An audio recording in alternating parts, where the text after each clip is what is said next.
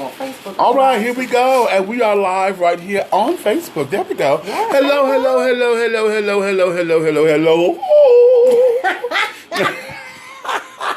I crack myself up when I do those stupid shit. Listen, Okay. You be cracking me up all the time. Listen, children, I know y'all gonna take a minute to come up in here because this is not the donut factory commentaries today. I am live on set, honey, with Let's Talk with Aunt Nikki. So Hello. This is going to be a collaborative effort here today as we're going to get into today's hot topics, and she and I are going to put our own personal spin on it. As you know, she and I, we attend school together. Yes. Okay. Shout out to American Intercontinental University, AIU, Yes. where we're both media production students. Yes, darling. honey. Okay. About to get them good bachelor's degrees in How about media that? production, Yes. honey. Come on now. So with all of that, we decided to do a collaborative effort. So I need you guys to come on up in here. Now, y'all know how we do it. After I will let y'all come up in here, and after so long, I'm gonna come in and acknowledge all of who are coming up in. Right. And then we're gonna read your comments and stuff. So make sure that y'all are very active with your comments and say, "Ooh, y'all coming up in here kind of cutely, honey." Right, like ain't nobody. I see. Okay. I need Y'all are coming up in here really cutely. Come on up in here, babies. Come on. Hey, I got my grandbaby up in here. Hey, baby, I love you too, baby. You tell your goddamn mammy I'm pissed. And she know why. Come on in here. I ain't gonna spill all that tea because that's personal, honey. I ain't gonna be gut bucket like that. However, okay, that's that. Live and we in here having a good time. So but yeah, but come on up in here, and I gotta call you anyway, baby. I was just there in Detroit, and I did come up that way because I would have had ulterior motives because I was angry. But we still need to get together because your grandmama need a couple of frocks, girl. You know what I'm talking about. Ha! Okay? All right, are we ready to get this thing rolling? Yeah, we can get it started. Now. Okay, so I'm going to let you do, this is your camera, so I'm going to let you do your own intro and thing. So do your thing, all baby. Right, but you're a guest, so you can do whatever you want. You know I love you to bits. But you guys, it is your favorite Aunt Nikki, and I am here to talk. And today, not only will we be talking with Aunt Nikki, but we're going to be dishing tea with Big Meach. How about it? Come on now. Come on through. Cheering. The cheering. Come on in the room. Okay. In the room. This is going to be a collaborative effort between the two of us because we're going to, I kind of feel like how Patty and Dion and Gladys did with Sisters in the Name of Love. Yes, come on. This is something that we've been doing this all the time at school and carrying on, and we decided that we're going to do the. Oh, y'all loving the glasses? Come on through, Look honey. at you looking smart and everything. Okay. Oh, my other grandbaby is here. Hey, baby. I said I was going to acknowledge y'all in a minute. Let me get through the opening comments, but y'all come on. I got to. Okay. Come on in here. We got y'all though. We see y'all. Right. We see you, babies. But here, you know what? Today we're going to have a collaborative effort to talk about some of the things that are going on in popular culture today. Put our own little spin on it, and then I'm hoping that as we give our commentaries and things about it, that it will spark conversation because some of the things that's going on, we really have to have the great, big, huge discussion. And it's uncomfortable. And when we think uncomfortable discussions, I want y'all to go back to Oprah and Iyanla, honey, when they had to sit down and come together and hash out that bullshit. Yes. Hash it out, get it done, but like, sister, okay, bitch, I was mad at you, and this is why I was mad at you too, and this is why, but I still love your bitch ass girl. Well, and after they did that, you see what it is, because Oprah then said, bitch, come on, and we finna, and Iyanla said, bitch, you got a new network, we finna birth this baby. Okay. And they got together, and then that's how Iyanla Fix My Knife Iyanla came been fixing on. ever since. And I set up there, and then helped that network get together between Oprah and Tyler and carrying on. Now they waiting on me, honey, to get my certificate. Once I get my bachelor's, honey, they waiting on us. Mm-hmm. Okay, so we go up there and finish getting the thing together. Because they need all the things that we have. Okay, so there is that. So we're going to get started. And Nikki, where you want to start off with, girl? What's on your topic list? Father God. In the name of. Right, because I just don't know where to begin. Because, baby, between Monique and her husband, R. Kelly and all the damn foolery. Poor Jesse. I don't care what y'all say. I'm going to keep saying it. In my heart, Y'all can say Jesse guilty. I'm not saying that he's not, but it's some shit going on that's under the surface. Because in my heart and my mind, I think he's too smart to have done something so damn stupid. So I don't know where we can damn begin. You know what? I Let's feel start good right today, there. and you the guest, so you kick this off. Let's start there because, see, there's new developments and stuff that came out of the Jussie Smollett thing, Now, ladies and gentlemen, y'all all heard that he's been charged with 16 felony counts. Felony count. And now he is facing up to 3 years in prison. I know they said 3 years, but somebody else reported that it may have been longer. Somebody told me 60, but I don't think he's going to get that much. But we do know that he's facing up to 3 years for this alleged hoax. Okay, I'm gonna tell y'all what's in my spirit, and I had a conversation the other day with friend to the show. Okay, and they said to me, "Child, you do know that Lee Daniels got that new boy." And I said, "Wait a minute," and right when she said that. Excuse me. Right when she said that, baby, everything in my gut just fell to my feet. I said, "Bitch, wait a minute. Don't do it. Don't do it." Lee's supposed to be doing the new gay superhero. Yeah. With Miss Pocahontas, honey. Miss Backflips, Miss Pink Boots. Cool. Okay. Oh, for real? Yes. Remember Cole? Miss Pink Boots. Okay, Miss Puss in Boots and Cannon. She called herself Super Bitch. I'm going to give you combo. Yes. Okay, Miss Combo Bitch, honey. She killed that, honey. Okay, now I ain't mad at her skill because that bitch could sit up there and do that in 4-inch pumps. I'm not mad at her because I could tell that she watched Catwoman, okay, forever and a day. And I'm talking to Halle Berry's did what she did on the back rows and on the pumps and shit. That's lovely, that's cute, that's fabulous. But when the child stood up there and said, Lee likes them young boys like that too. And said, it's awfully funny that now that Lee done found this new girl, that now Jesse is being thrown up under the bus. And it's the way how he said that it just sat in my spirit. Because I'm going to tell you something. This whole thing with Jesse, I totally believe that this is much bigger than Jesse because I do too. I believing that they're making Jesse to be the fall guy. Exactly. Okay. Because first of all, he's too good of an actor. And now then they said something about he was on drugs. Now he got a drug problem. Undiscovered drug problem and this and the other. That's cute. And we always run to those excuses. Somebody said, "Yeah, okay, Miss Pink Power Ranger. Yes, honey. Yes. Yeah, her. Okay, I'm gonna give you combo. Right. Okay." So I really think that there's something bigger going on, and if that's the case, come on, Miss Daniels. The whole thing of it is, I am waiting for all of this to come out because I'm still questioning the investigation because I still need to find out how they were able to put this together. Right. Y'all went from, we got this still picture of two guys that was a grainy photo that you said you cannot find. You can't see who they are. To where all of a sudden, after this interview with Robert Roberts, now y'all done sit up there, y'all done told us names, y'all got addresses, y'all done kicked in doors, y'all done sit up there and did the clear picture of the boys at the thing. Of the boys, y'all done went to the airport and found out they done been to Nigeria and shit. Y'all done did this, y'all done. And they kept calling them Nigerian. Right. Now, one of the parents is Nigerian, but two boys was born in Chicago. How about that? They're not Nigerian. One of their parents are.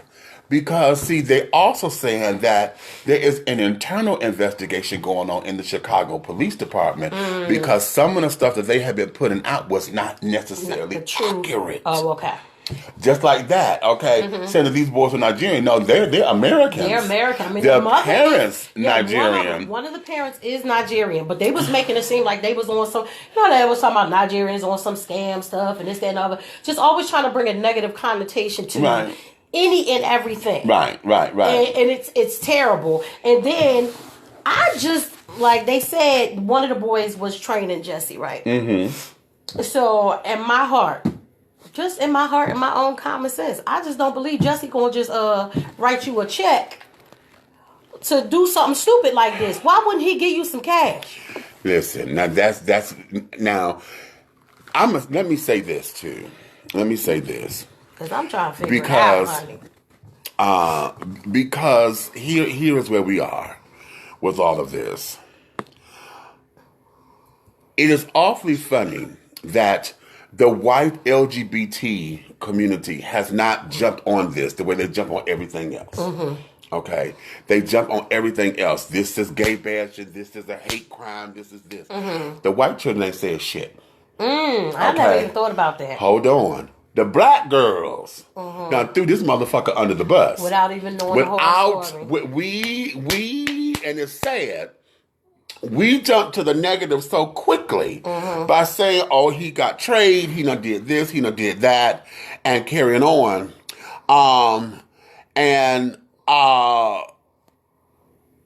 I have a problem with that. Somebody just put something in here that looked to be interesting. Let me see this. Sybil says, well, she said, but the feds are involved now. I love me some Jesse, but he ain't fully clean here. Keep in mind, he wouldn't give up that cell phone. Let me tell you about that cell phone. Because everybody keep going to that cell phone. Why wouldn't you give up the cell phone? And I'm going to take it what he said in the Robert Roberts interview. Because, like he said, they just told me to get him my phone. We're going to take your phone for 3 to 4 hours. Not that they're trying to get information. They just want the phone. Now, it is cute to say that, well, you should have known they're trying to get evidence and they're trying to sit down here and corroborate your story. That should have been a logical thing. Most of y'all are going to say, okay, I'll give you that. But at the same time, here is where it is.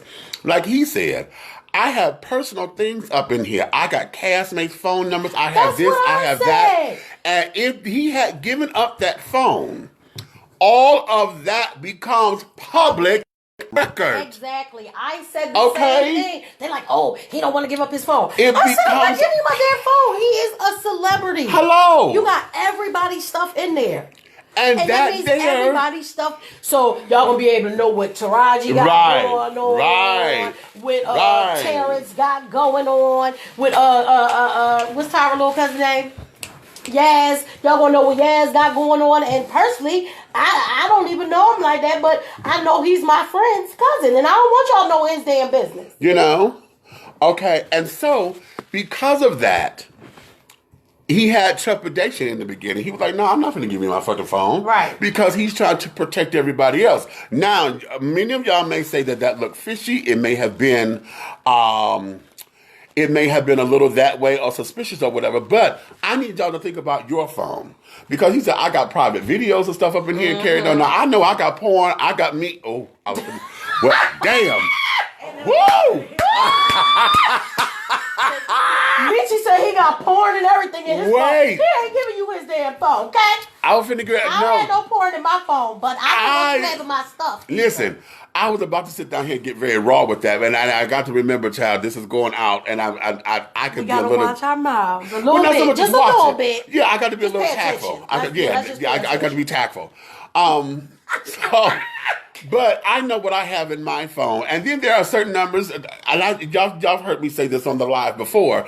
You know, I have celebrity friends as well, thanks to the radio show and carrying on, whose numbers that I have. Exactly. That's the time I had to keep up with my fucking phone because I'm like, bitch, Right. Okay, because I have to protect that.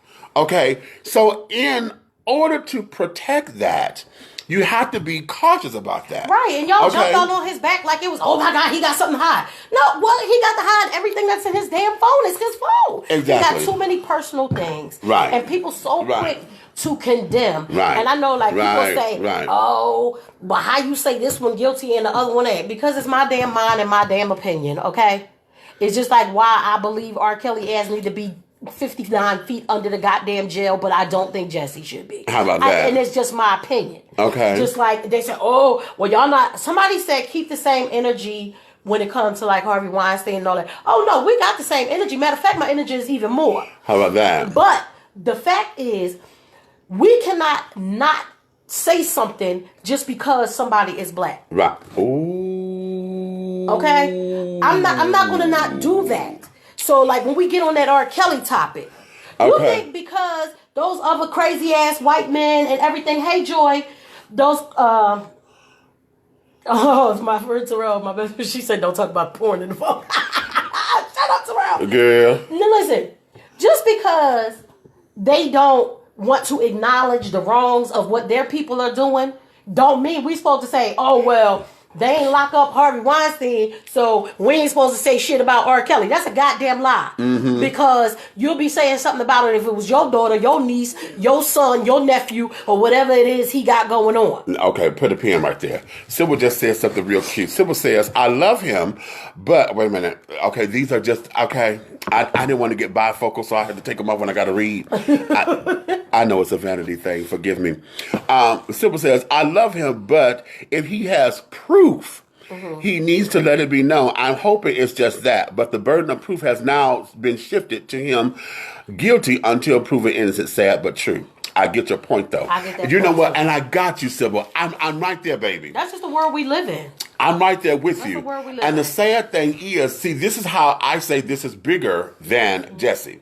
Okay, and I'm going to corroborate the two between R. Kelly and Jesse. Okay. Because if you look what R. Kelly got up lying, why would I do this? Why would I do this? Okay. And every time I see it, listen. So- and shout out to whoever making all them damn memes and stuff. baby. Because I can't. Why would I do that? I'm telling the truth. And he got, and I know some of y'all are out there comparing that to what Jesse did. Because Jesse said, that doesn't make sense. I know what I do. I'm out here. I'm an advocate. Why would I sit here and make this a hoax? And I know a lot of y'all are comparing the two. Mm-hmm. But here's where this is. This is how I say this is much bigger than Jesse. Because, listen, children, as an extra on the set, an extra does not get a fucking script. Okay. Okay? You just there. And if you're going out for a role, you still not going to get a full script. You're going to get the sides. Script. You're going to get the scenes that you are in. And period. Now, period. When they went into the children's apartment, they found Empire scripts, full scripts. How you get that? Boom. Then they found audition tapes of them supposedly auditioning for a role. Mm-hmm. Really? Well, wasn't one of them supposed to have been an extra on already, right? Yeah, right. Yeah, so like you said, extras don't get scripts. Don't get scripts. And if you do get a speaking line, if you're not a recurring star of the show, you do not get the full script. You only get the scenes that you are in. We know this. This is the business that we're in. Okay. That's all you get. You're not getting everything. You're getting what you are in. And I don't remember seeing either one of their asses in no damn episode, so you couldn't have been able to do too much. Here's the other thing. They never said that they went to go talk to the agents. If you're doing a thorough investigation, then the agency that they're involved with, because somewhere, if they're auditioning for roles, they have an agent somewhere. Yes. So now, this particular scandal got the agency looking bad too. Yep. Okay, so now has the agency dropped these boys or whatever? What is all of that? Because that has not come out.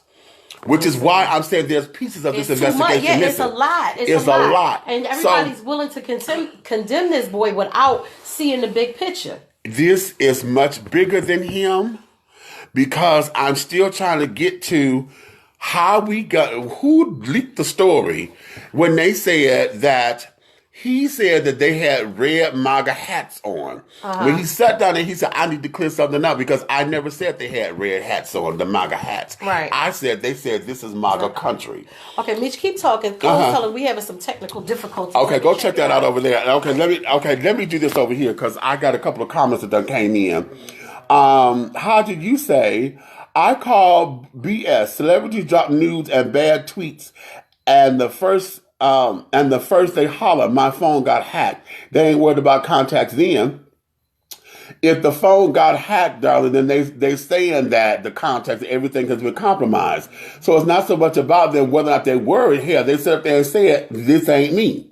Okay? So if that there has happened unwillingly because they're saying somebody hacked it, that means somebody broke in the phone. That's a crime, honey. So they have to protect themselves to do damage control. But if you're going to voluntarily do it, that's a whole different thing. So you got to protect your interests then. So I get your point, but at the same time, I'm looking at a bigger picture there. A lot of you may disagree with me, but because they're like, why wouldn't you turn over the fucking phone? It's just a phone. It's just a phone. But again, hell, did y'all see his naked pictures? There's some naked pictures that came out. I got them. Okay, but I don't know if he leaked them. I don't know where they come from or whatever. But nonetheless, stuff like that. If that was in his phone or not, who knows? But this is the kind of stuff that he's trying to protect himself against. So who knows? But that thing about BS because of the drop news and bad tweets and say a hacker, that there is to garner publicity and then to protect themselves. Right. Real quick, y'all, we sorry. We had some technical difficulties, so we had to start the regular cameras over. So just in case, this is Let's Talk with Aunt Nikki, and we are dissing with Big Meach today. Hey, babies. So we're going to jump right in. We are talking about Jussie Smollett. When we talk about Jussie Smollett, R. Kelly, and a couple other people, just in case. So we will finish talking about what's going on. Okay, now Tracy over here, you got comments over there?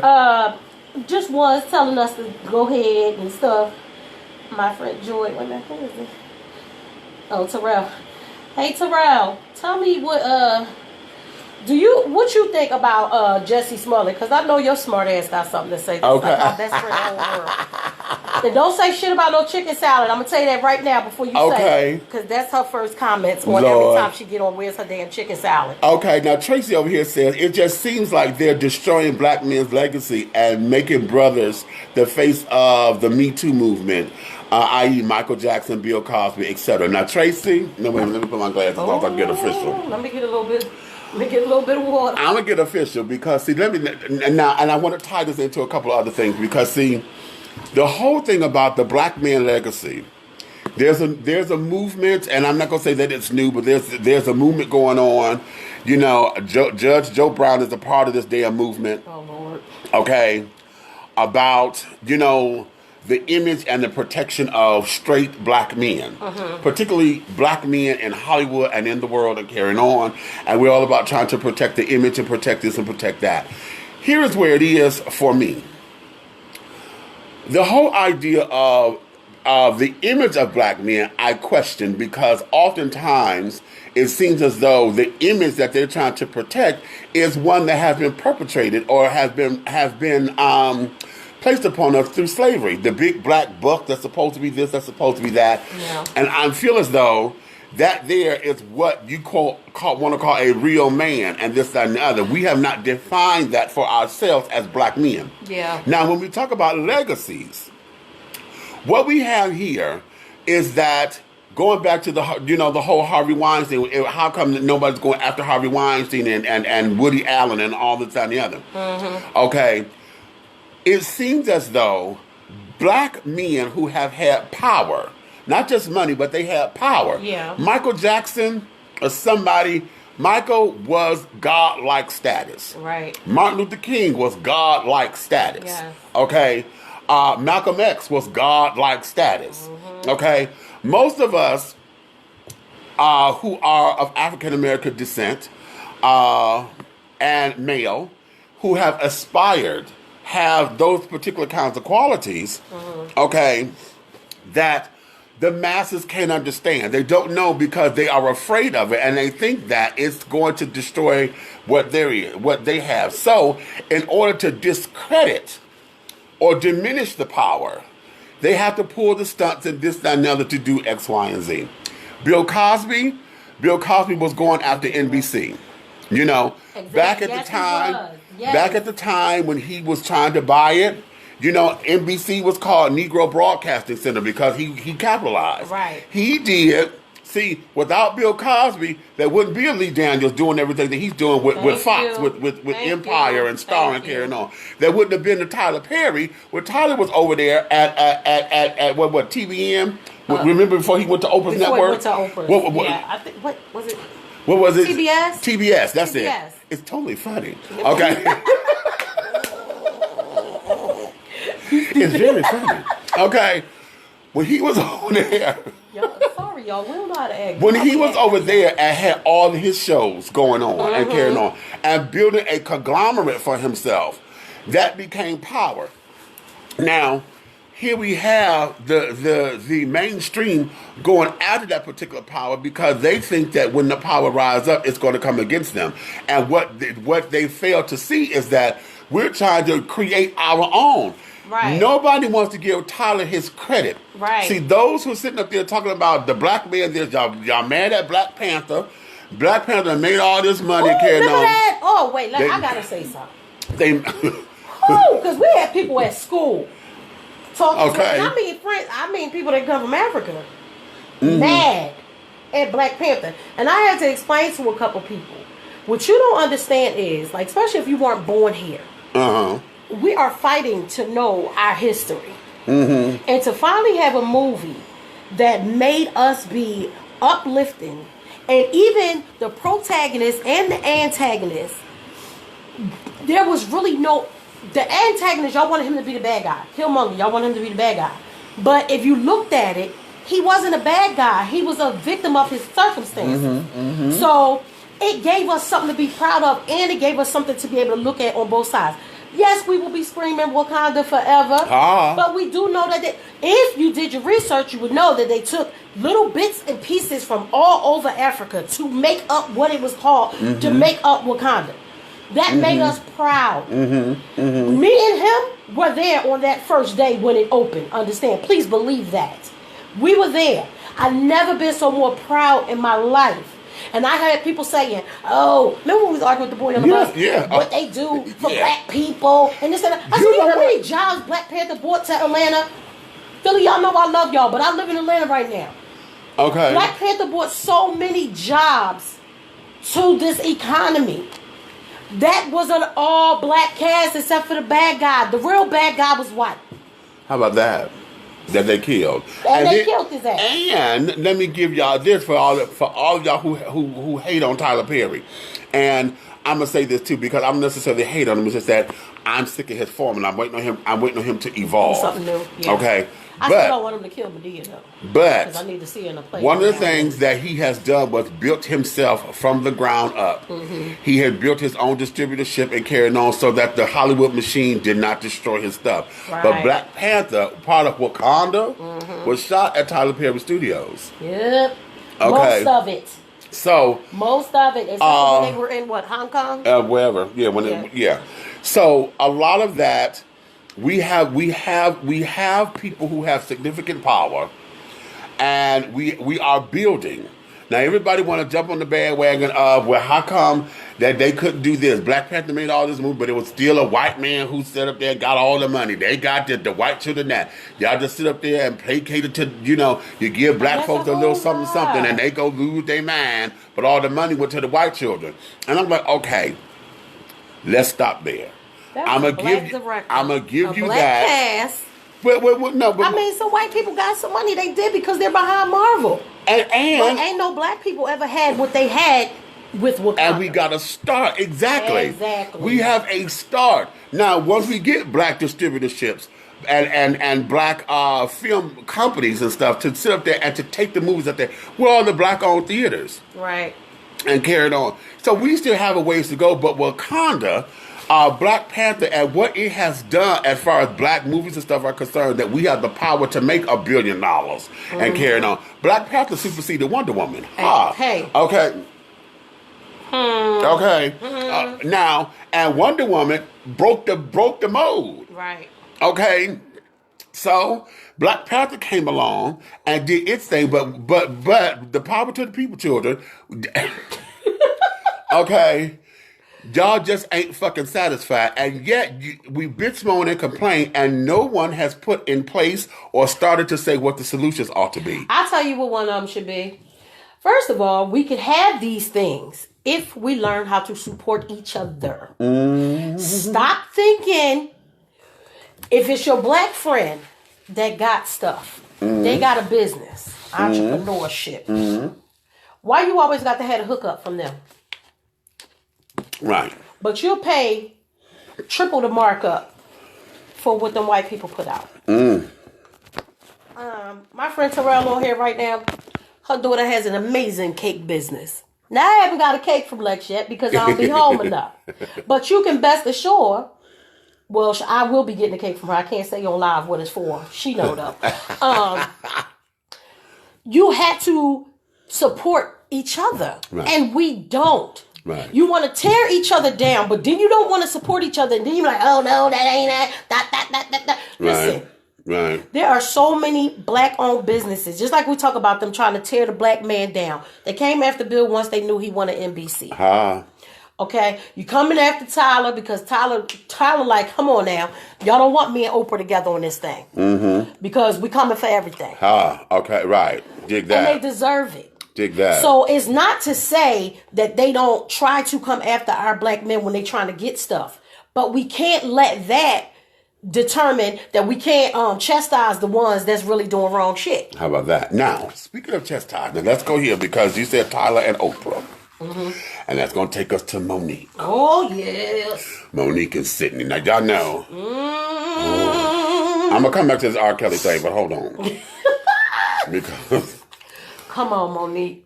We be rooting for you, girl. We be rooting for you. Listen to me. Y'all, I want y'all to hear me very carefully. I love me some Monique. Me too, God. Okay, I think she's funny. Meaning a lot of you don't, and then a lot of you think that when she's... somebody said she wasn't funny, I was like, wait. Well, it's fine, but her brand of comedy is very... Raw. It's raw, but she doesn't have a crossover appeal yet. Okay. And that's because of the of her brand of comedy, honey. She's not a crossover kind of person. Right. And her comedy is for us. She's not like Wanda Sykes' crossover, and carrying on, and that kind of thing, and that's fine because she has a fit. Right. My whole thing of it is that I'm just sick of her goddamn mouth right now. Yeah. And all of y'all gonna say this and carrying on, but I'm sick of her motherfucking mouth, and I hope she gets this because I'm gonna tell her. Monique in this.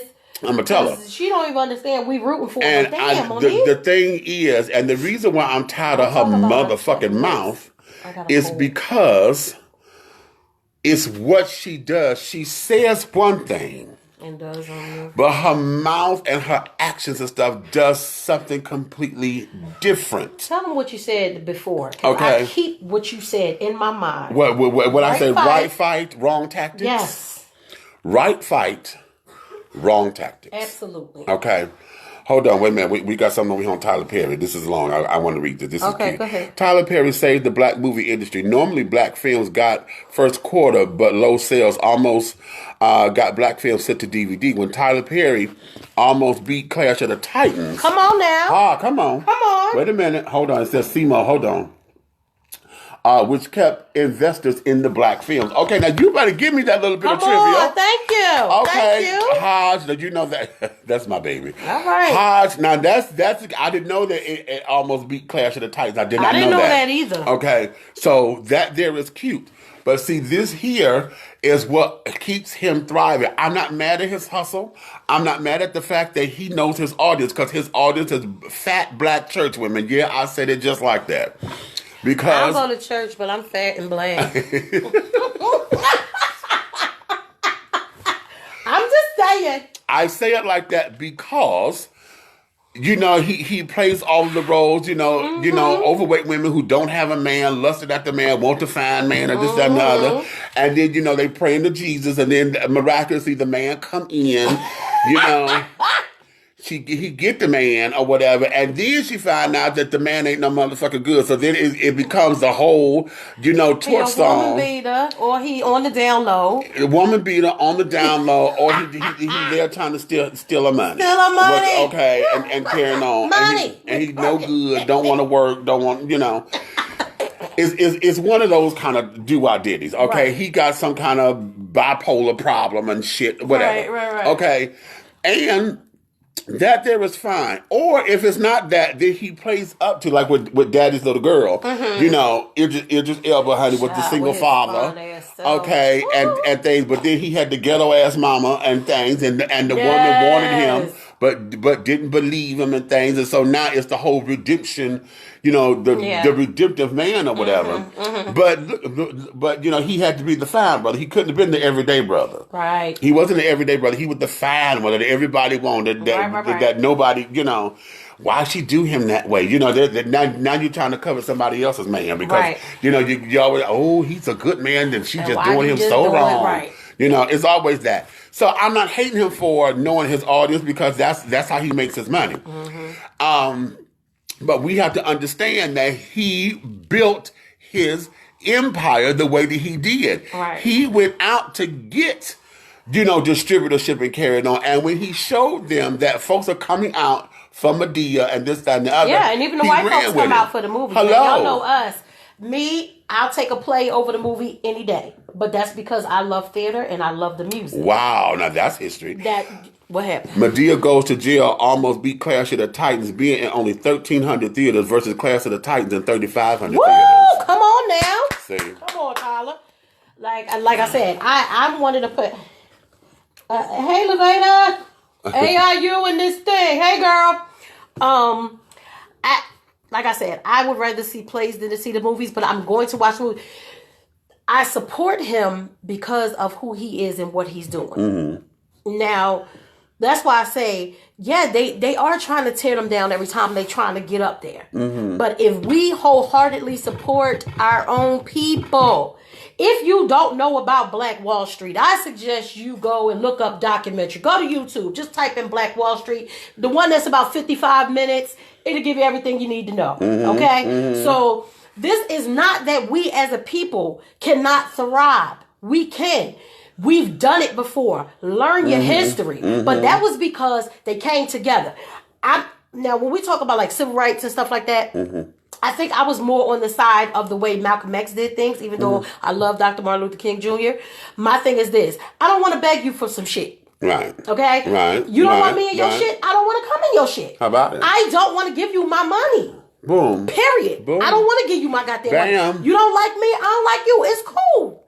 Boom. Like I tell people all the time, you see somebody with a Confederate flag on their thing or whatever, you going crazy. If it's on your personal property, I don't give a damn. I don't give a damn. Let me tell you something. You know what that do? It let me know that if my car break down, I don't stop at your motherfucking house. Thank you. I don't have no problem with it. It's the sneaky motherfuckers. Right. You know, the judges and the cops and the teachers and all that kind of stuff. I don't like them sneaky motherfuckers. You don't like me, it's fine. I don't need to support you. Right. When we have so many people that we can support ourselves. Cole said it a couple weeks ago. Now, you will go buy some food from this rich ass damn restaurant. Food tastes nasty and all kinds of stuff. But you won't go to Kiki house when she's selling dinners on the weekend when you know all she's trying to do is take care of her kids. Boom. That's an issue. Boom. Okay. And she take food stamps. Okay. Bitch. Hey. Can I buy some? Anybody got some? Hey, Keish, listen. You understand what I'm saying? We need to learn. Right. Listen, we have so many Black-owned small business and stuff. Shout out to my little brother, MJ. Him and his wife are Black King and Black Queen clothing line. Michi got his oils and his books and the body lotions and shit stuff. I got goddamn shea butters and crochet stuff and everything. There are so many people. Killer Kel, my BD. Everybody that I know. Cole and them friend Juju, she got train wreck. Kev at the gym, he like one of my nephews. He got Salute. If you know people that have a clothing line or they do hair or they could, start supporting them. Because then you won't be in that uproar when you finding out another named designer is talking about they don't like Black people. Right. And I ain't gonna hold y'all. When Gucci and them did all that stuff, I was like, okay, I ain't really, I ain't tripping. I ain't got no money like that no more anyway. I'm not really buying that stuff no more because I can't afford it no more. Right. But I ain't gonna hold y'all. It hurt my feelings when goddamn, what was it, Burberry? Burberry had the damn noose thing around the neck for the damn fashion show. Now, I love Burberry perfume, so I was a little bit upset about that. But I don't have to buy Burberry perfume because I buy oils from Big Meach. How about that? Sensuality is the name of the line. Okay, www.dishingtea.com. Okay. That's right, Laveda. Keep our money in our community. Okay, dig that. Okay. Hey, baby sis, I love you. Let's see. Do we got comments over here? Let's see. Tracy said, yes, we got to get back to coming together. Exactly. We can do that. We can do that. If we buy our own, sell our own. Listen, I'm not no farmer. I can't grow shit. One of my sons has a real green thumb. I don't know where the fuck he got it from, but he didn't get it from me. How about that? But I heard Justin, one of our other classmates, talk about getting a farm and stuff like that. Now, I ain't no damn farmer. But I do know a guy from the gym. What's his name? Kim Yada? He brings us fresh produce because they grow it themselves. Right. I call him, put my order in, I give him my money. How about that? If we buy our Black own, sell farmers. our own, Yes. And if we do these things, we can build up this stuff. They're not going to stop until they realize, oh my God, what happened? It died. The battery died. Oh. Okay. Well, Our battery died, but we still gonna we keep gonna keep going. going. Nephew said, "Hey." Hey, boo. What you doing? I asked your daddy why he ain't bring you. Okay, you know why. Okay, You know what? let's go here. I know we're jumping and carrying on. I said I was going to get on Monique and Sydney. Oh yeah. And I got to revisit the R. Kelly thing. But you said something with when you talking about black farmers, and I want you guys, if you have Netflix, I need for you to go and watch. What is it? Damn it! It's Killer Mike's thing. Oh, Killer Mike. It's Trigger. What is it? Trigger something with Killer Mike. I was going to say the guy who died. It was full. Just go on Netflix and type in Killer Mike and watch his. It's a 5-episode series. Okay, they're about a half-hour piece. Okay. And I want you guys to watch what he does. I'm working on bringing him on Dishing Tea with Big Meach because I want to make sure that this is more than just television. Right. Okay. So everybody I know that knows what's it's going on. not. I know that it's not because of what he has done in the community, what he Yeah, stands he's for, cool. and how he is very about empowering. Now, he's one of the, I'm going to call him a conscious children, one of the conscious children, but he's one of the power to the people children that I actually see doing something. Okay. Okay. And David Banner too. I met him. Did you? Girl. You ain't tell me. Oh, girl, I was leaving work. Ooh. I was leaving work and I was crossing the street. Because Girl, I love coming. his growth. How he went from Yes. just being, the regular old rapper. And you know what, That I'm gonna man tell you something. when you know, it's one of those things about when you know better, you do better. Let me tell you something. It was that. Now, ladies, and some of my sisters out there, that motherfucker there is fine as wine, honey. Oh, Lord. I looked at him in his motherfucking face. All that pretty black skin and wonderful white teeth and things. All and I right, said, now, "Hey, come what's on, up?" Mr. Banner. You know, and I that love sexy him ass thick. gray beard he got now. I'm Ain't not that even wonderful? gonna hold you. I be watching like, well, come on, Mr. Banner. Oh, but and I wanted to sit down there and just melt like butter, but I was trying to keep it together. I was like, "Hey, how you doing?" And he was like, "Hey, what's up?" And I said, "I need for you to come on my show." He said, "Oh, really?" So he gave me his email and carried on and said, "Now." So I sent the invitation. So now we just got to put it together, Okay. because that's someone who I went want off to again? talk with, so that we trigger warnings. Thank you. That's Killer Mike's thing called Trigger Warnings with Killer Mike. Okay. I'll make sure I watch it because I'm always watching documentaries. I'm telling so you, I'll child, watch it it's later. sickening. But I want him and Killer Mike to come on because, see, one of the things that I love about them is that they are pro-black without being anti-LGBT. And here's why I say that. And I know all y'all probably to the people to the gonna say, "See, here you go with that gay shit." But I'm gonna keep going with it for And this you're reason. a gay man. You're a gay Okay. man. It is what it is. I'm gonna go here because one of the things that I'm tired of the black versus LGBTQ argument, because most of us who are black and LGBT, we're at the table with the black folks, Right. but y'all keep wanting to put us at the table with the LGBTQ. LGBTQ want to keep us at the table, but yet our white counterparts who have the power and who sit up there and advocate do not include us at the table. So we sit up there fighting this same fight, and we're trying to sit down there and have peaceful conversations. I want to empower, as we're talking about Black Wall Street, I need a black gay Wall Street, because for the same reasons. I hear that. Okay, for the same reasons. Because, hell, our Caucasian counterparts in businesses and things, they're lovely. But yet we need to have our black gay businesses to go to and everything so that we can feel empowered. Because anytime you got our heteroattractional children who don't want to fuck with us because I don't believe in it, that's against my religion, and all of that but bullshit. you buying Gucci and Louis That's Vuitton fine. and all of that stuff, and all those designers was gay as hell. Hello. And that's fine. If you don't want my dollars in your store, you have every right for that. But damn it, if that's the case, then let me go to a black gay owner, a store owner, Right. or whatever, so that I can put my money where it is. Exactly. And here's the ticket. If I put it there, bitches, use the money to support the fucking Come on. community. Make sure y'all do. Put it in the goddamn community and stop taking it elsewhere. This is how come we cannot grow. Ooh, I'm so glad you said that. When we're little, if you come from the hood, right? You always train you want to be successful to get out of the hood.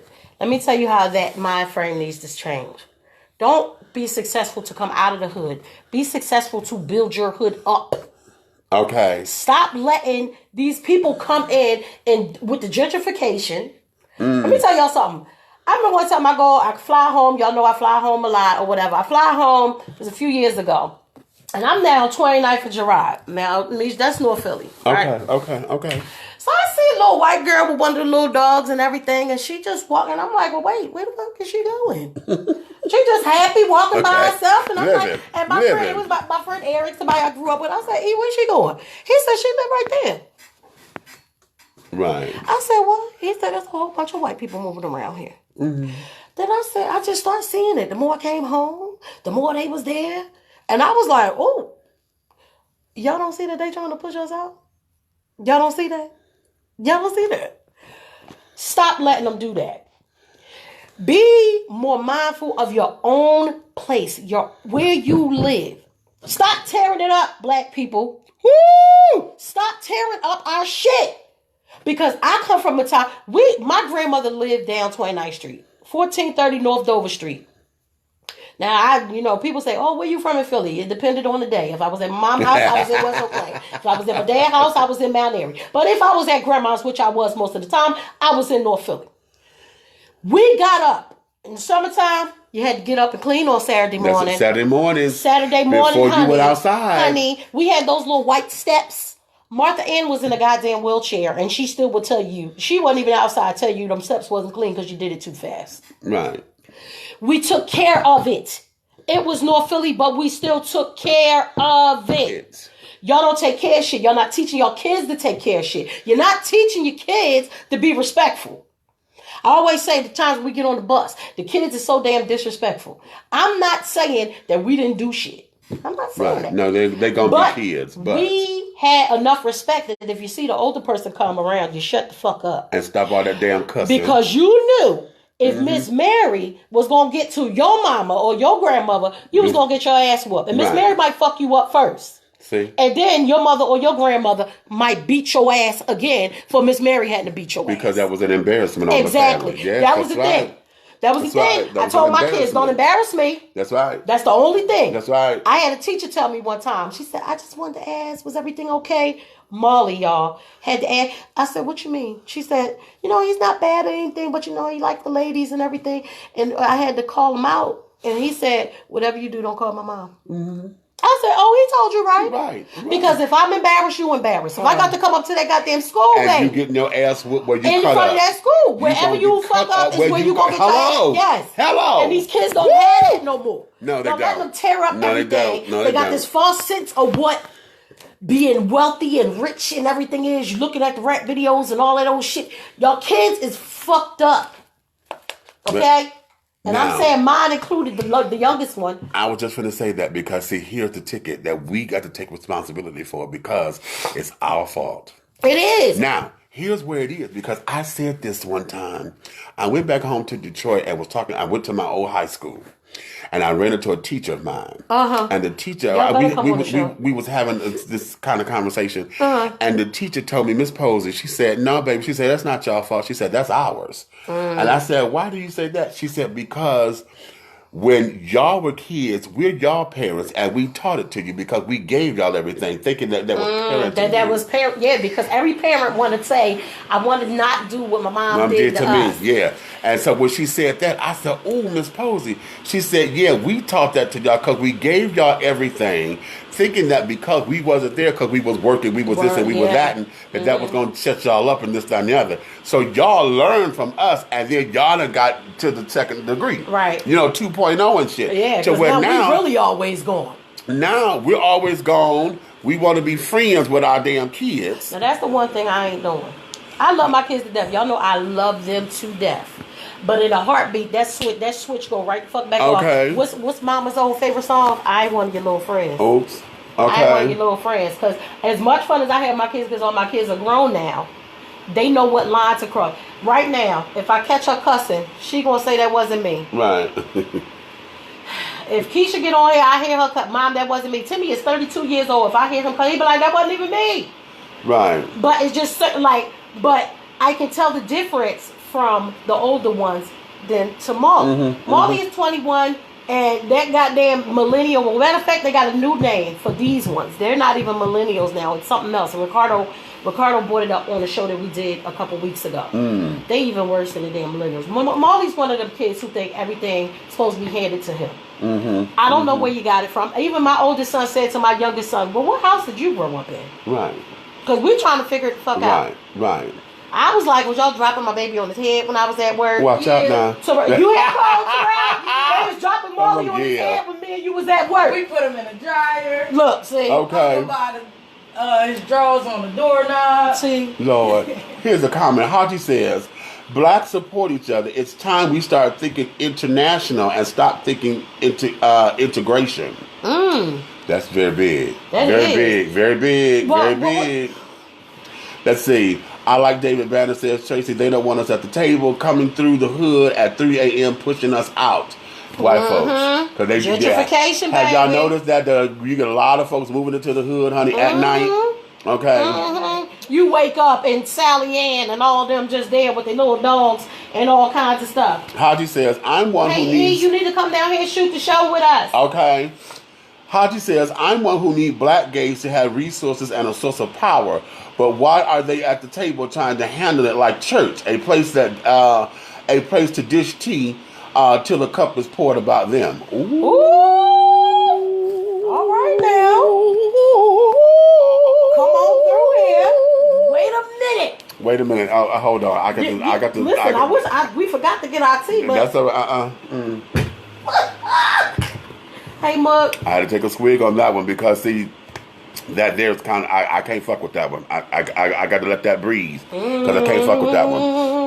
Okay, Tracy said, yes, indeed. You have to use comment on those steps, honey. Okay. Sure enough. You got to use comment on those steps, baby. Okay. And make sure you rinse them good. And see, my household, my great grandmother and stuff, they was all about brown bottled Lysol. You got to disinfect. Oh, no, good Lord. You got to disinfect. The crinoline. Smelling like the hospital up in there. Yes, Lord. Okay, every Saturday, we had to clean every fucking Saturday. Every Saturday. One of them came up in here. You hear that damn music? Okay. Wait a minute. At my grandma's house, honey, first you hear like, what was that man's name? The old gospel man. James Cleveland? Once you heard him, that started it all. But then, baby, once Gladys Knight and them came on, honey, it was time to party. Y'all know. Yeah.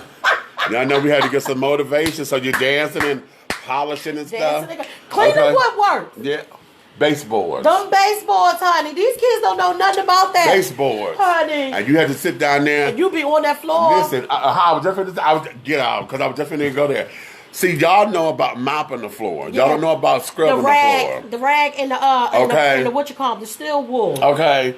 Y'all don't know about getting on your hands and knees with a scrub brush. With a brush. Because you had to get up in there. You had to take a toothbrush and get it to them fucking corners. Okay, now I'm finna go tell on myself. I'm finna tell on myself because y'all hear me talking about all this fabulousness, right? And what we know to do. Why my house look like Katrina? Okay, my house look like the remnants of fucking Katrina right now. Well, him and Cole trying to work out a schedule so she can come over there. My cousin put up a thing and said, I just want to invite a bunch of people that got OCD over to my house. She said, not because I have it, but I just hope they come in and start cleaning. You know what? I might get with you, baby. You know what? Hey, I'll tell you what.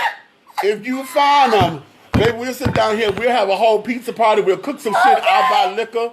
I'll get them full, child.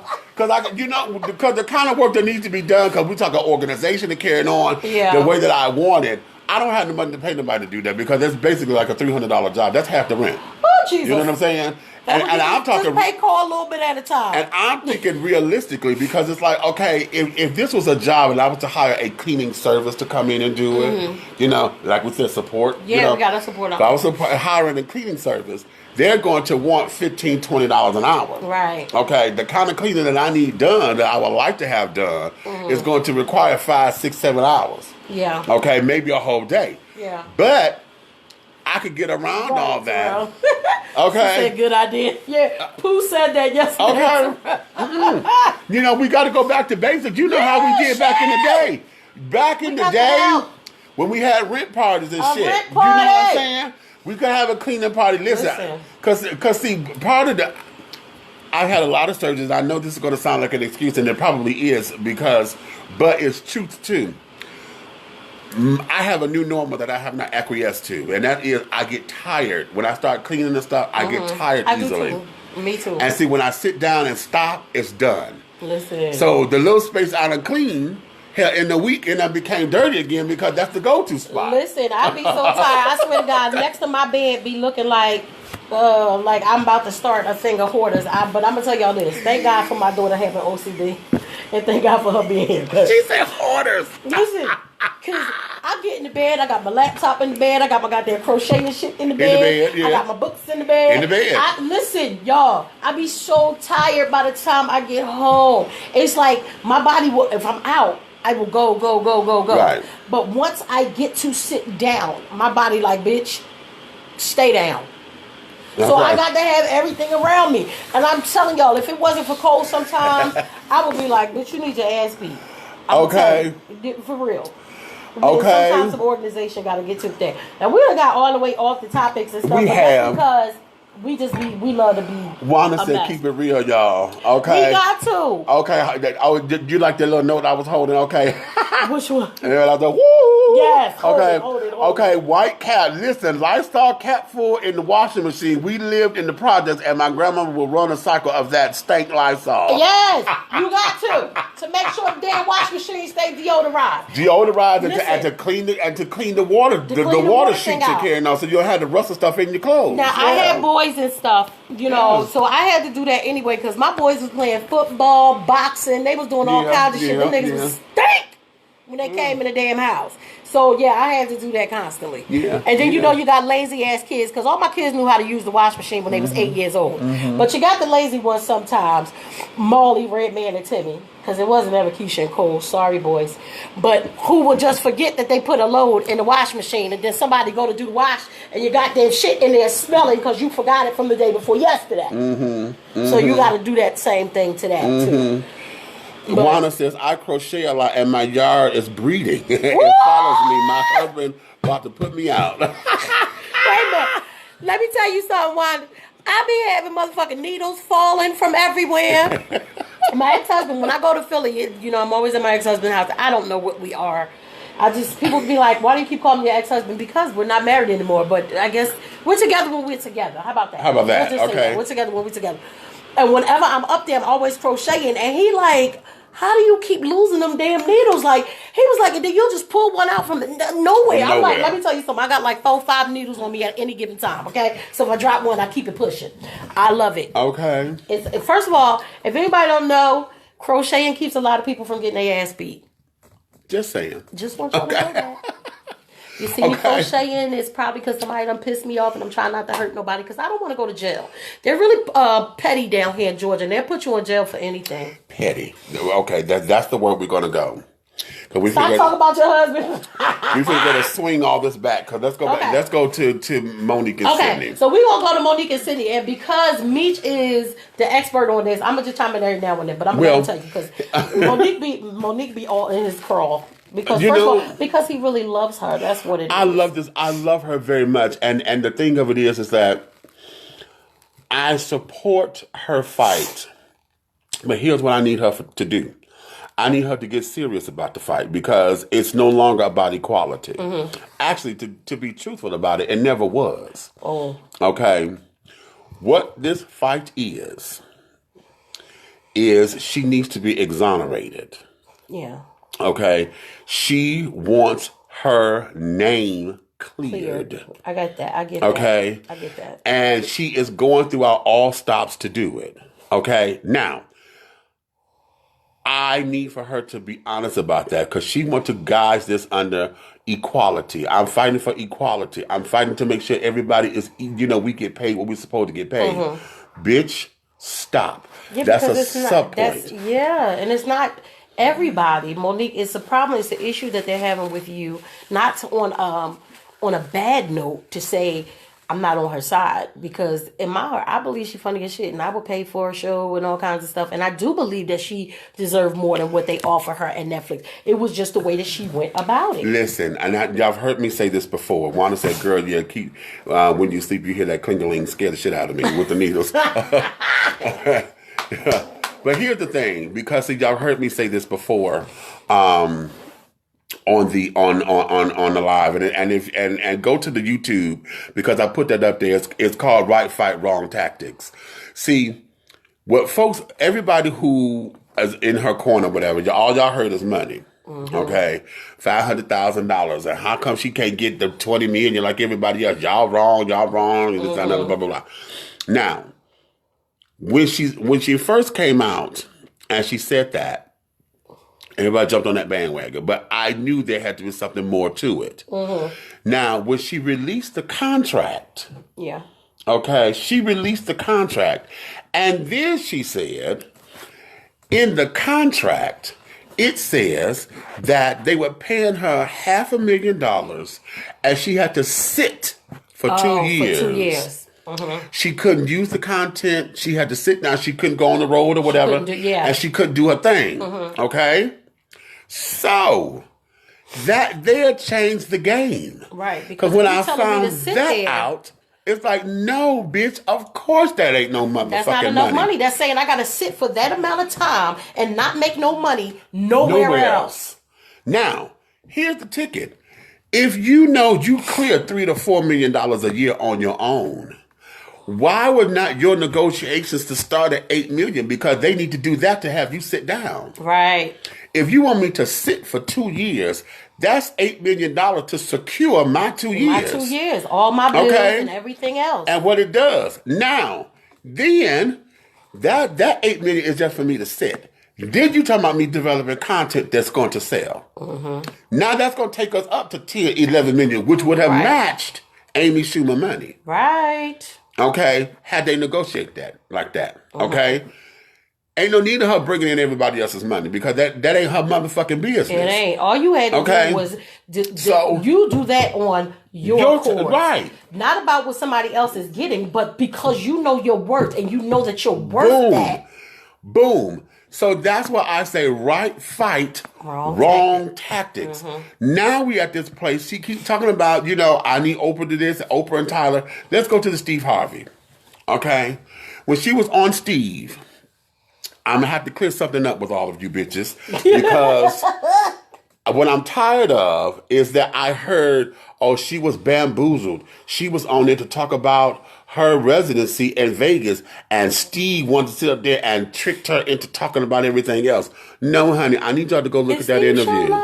No. Well, then he can't trick her into shit. She could have stopped taping. Hold on. Here's where it is. Here is where it is. Because when you look at the interview, the first thing they talked about, he gave her props. He said, bitch, you done did something that no other black comedian has done, black female comedian. You have a residency in Vegas. How did that happen? And she explained the story. Okay, because I didn't see it. So what happened? Then she sat down there. She said, Steve, I'm glad that when y'all called and said that y'all wanted me to come on the show or whatever, she said, my brother, I'm glad that you did, because you and I got to have a conversation. That came from her mouth. She started the motherfucking conversation. You opened the door, honey. She opened it. And so Steve said, yeah, you right. Okay, so let's go. Okay? She opened that door. If she said that, then she opened the door. She opened the door for that. And the fact that the show was not live. Right. So if it's something that you ain't want to talk about, boom, you could have stopped them cameras. Okay. So now, thank you, baby. Libation children. Yes. Okay, I got to keep the kidneys and stuff together. Okay. Y'all see the skin. Okay. So now that we in it, okay, and I am very happy for her that she was able to sit down there and she called Steve out. Right. Oh, she called his bitch ass out. Okay. Yes, she did. She called him out because she said, I have to put my brother Steve in this. She said, because Oprah, Tyler, this, that, and the other, and my brother Steve. She said, all of y'all have said to me privately that I was right. Okay? She said, all of y'all said that to me privately, that I was right because I did my contract. I didn't have to do that because I did all the contractual stuff. Right. Y'all told me I was right. But she said, in private. But when neither one of y'all had the courage to come out and say it publicly. And I feel like she's right on that. I do too. That's what I'm saying. Yeah. I'm with her. Yeah. I got that. So she called him out. And he apologized. Oh, okay. Okay. He apologized. Okay. And said, and now he did say, maybe I could have come in a little early, this, that, and the other, blah, blah, blah. And, and then he did say, I was wrong. Right. He said that came later, but he said I was wrong and this, that, and the other. Then he went and said, okay, Mo, I got you. He said, but let's go here. He said, because now you done sit up here and he said, I've always stood behind you, but I told you that I didn't like how you was doing it because you were doing the shit the wrong way. Yeah, because you were acting like a child, actually. Okay. You throwing tantrums, but when you're too intelligent to handle it like that. Okay. If you would have just, I think what all of them had been trying to say, Whoopi, Oprah, Tyler, and everything was, what you said. You got the right fight, but you got the wrong tactics about how you doing it. Okay. And maybe if you just listen to us, we can help you. Right. Now, he said, okay, so he called her and said, I don't like how you were doing it, blah, blah, blah, blah, blah. And then she said, well, why you say I'm wrong? She said, Steve told her, look, he said, you called for a boycott of Netflix, but you didn't have no movement. You didn't say, what did you want to go picket? Did you want us to stop the subscriptions? Right. What was it? You didn't have a way to go. And then, in fact, like with the boycott of Netflix, Monique, you have to understand, what about all the other black actors that are on Netflix? Number one. So Number you want two, us to not support them? Hold on. Let's go practical. And y'all heard me say this already. How is it? Because he even said this is rich folk stuff.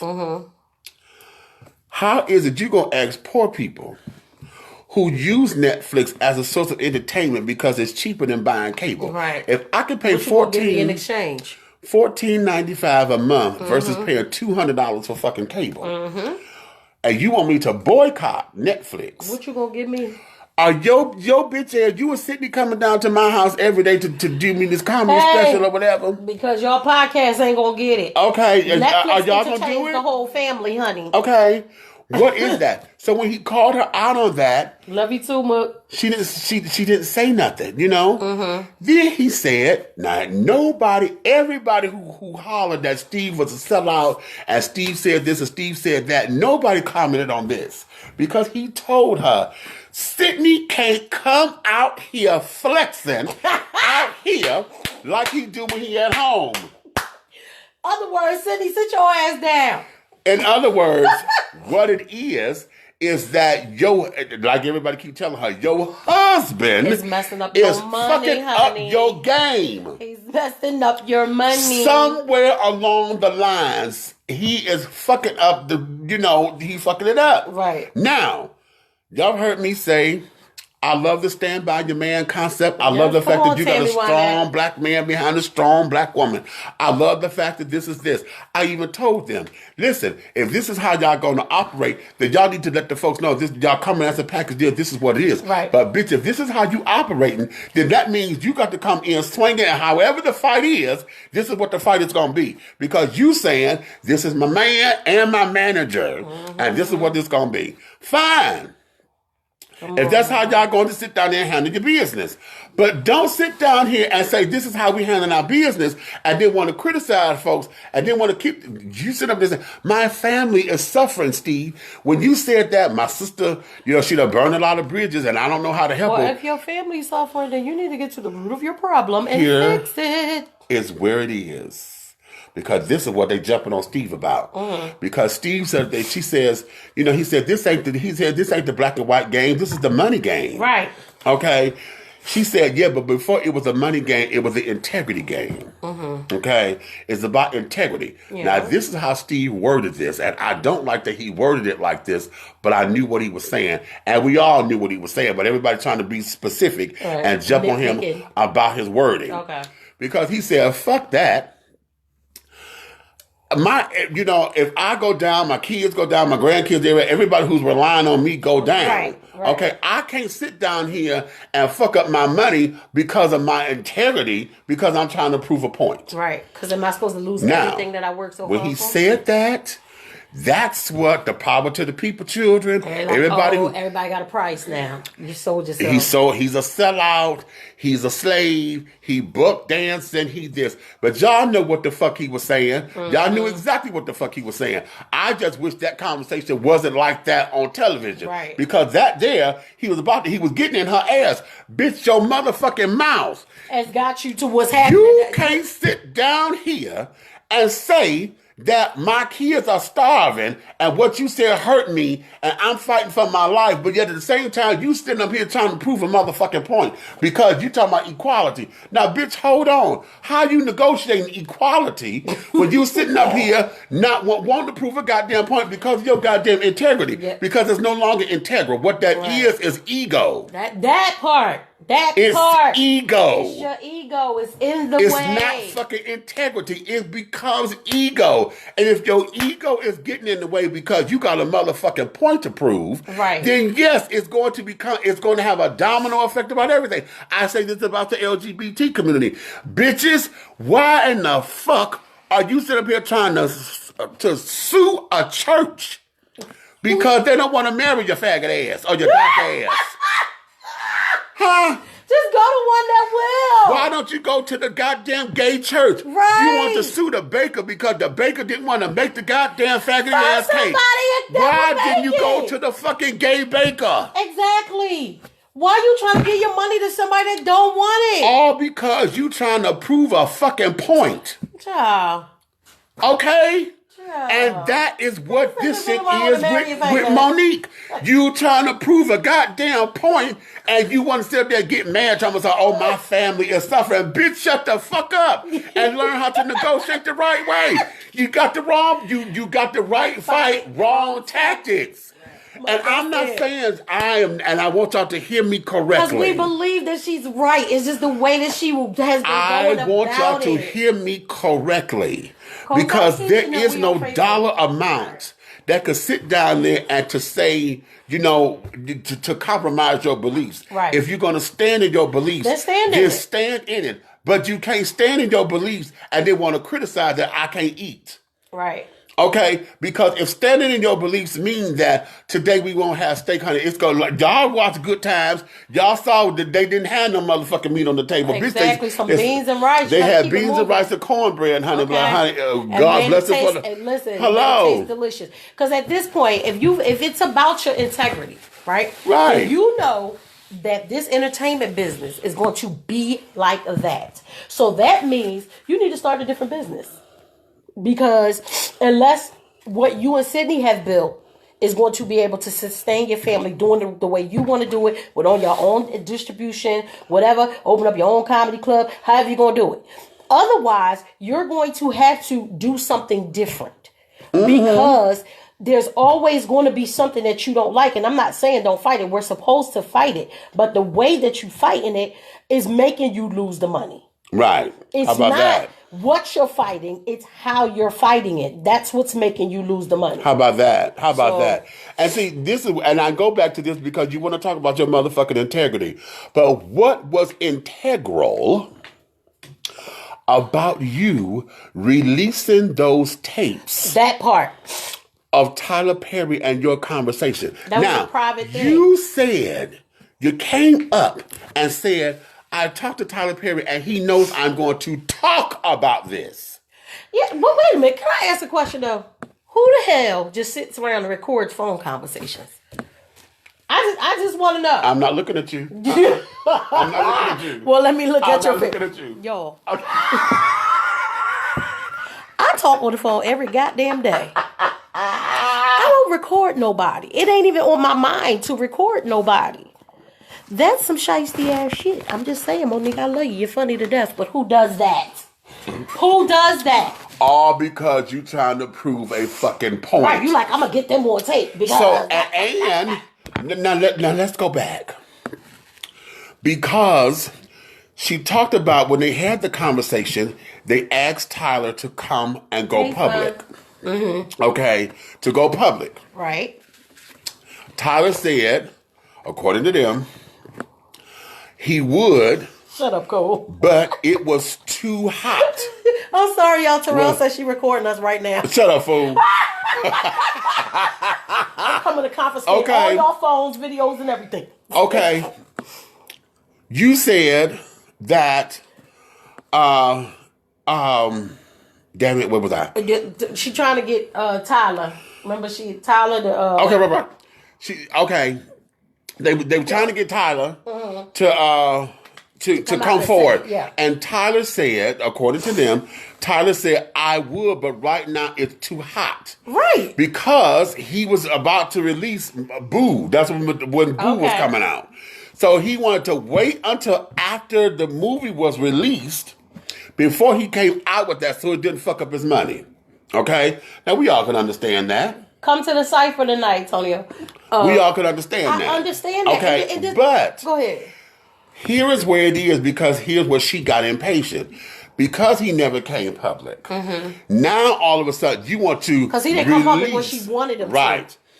Or in the timely fashion after Boo or whatever. Because, you know, now all of a sudden, you want to release the tapes of the conversation. Right. What in that says integrity? Nothing. What in that says that was done in love? Bitch, that's ego. Yeah, because that like is I said, ego. You went into that conversation knowing that you were going to do that. Right. Because you went into it recorded. If you just on the phone with your friend and you and your friend having a conversation and I'm letting you know, listen, I understand what you're going through.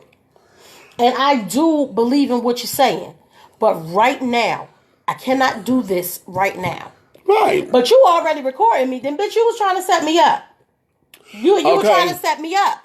And maybe if you weren't throwing a tantrum, because that's what it seemed like to me. Y'all didn't do it when I wanted y'all to do it. So now I'm going to blow up everybody's spot. So now you want to try to take money away from his family and everything that he was building. That's wrong. You're wrong for that, Monique. Like, you're just wrong. There's no gray area about that. That just seems like a childish ass move.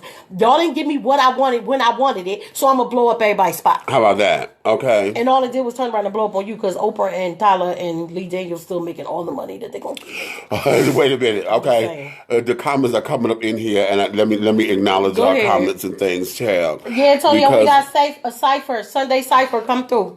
Okay. Let's see. The Illuminati won't let Steve say Monique is right publicly. Okay. That was Brent who said that. Okay, Tracy Brent said it was her ego that got in the way. Wanda says, I feel like they were telling her. Hey, cousin.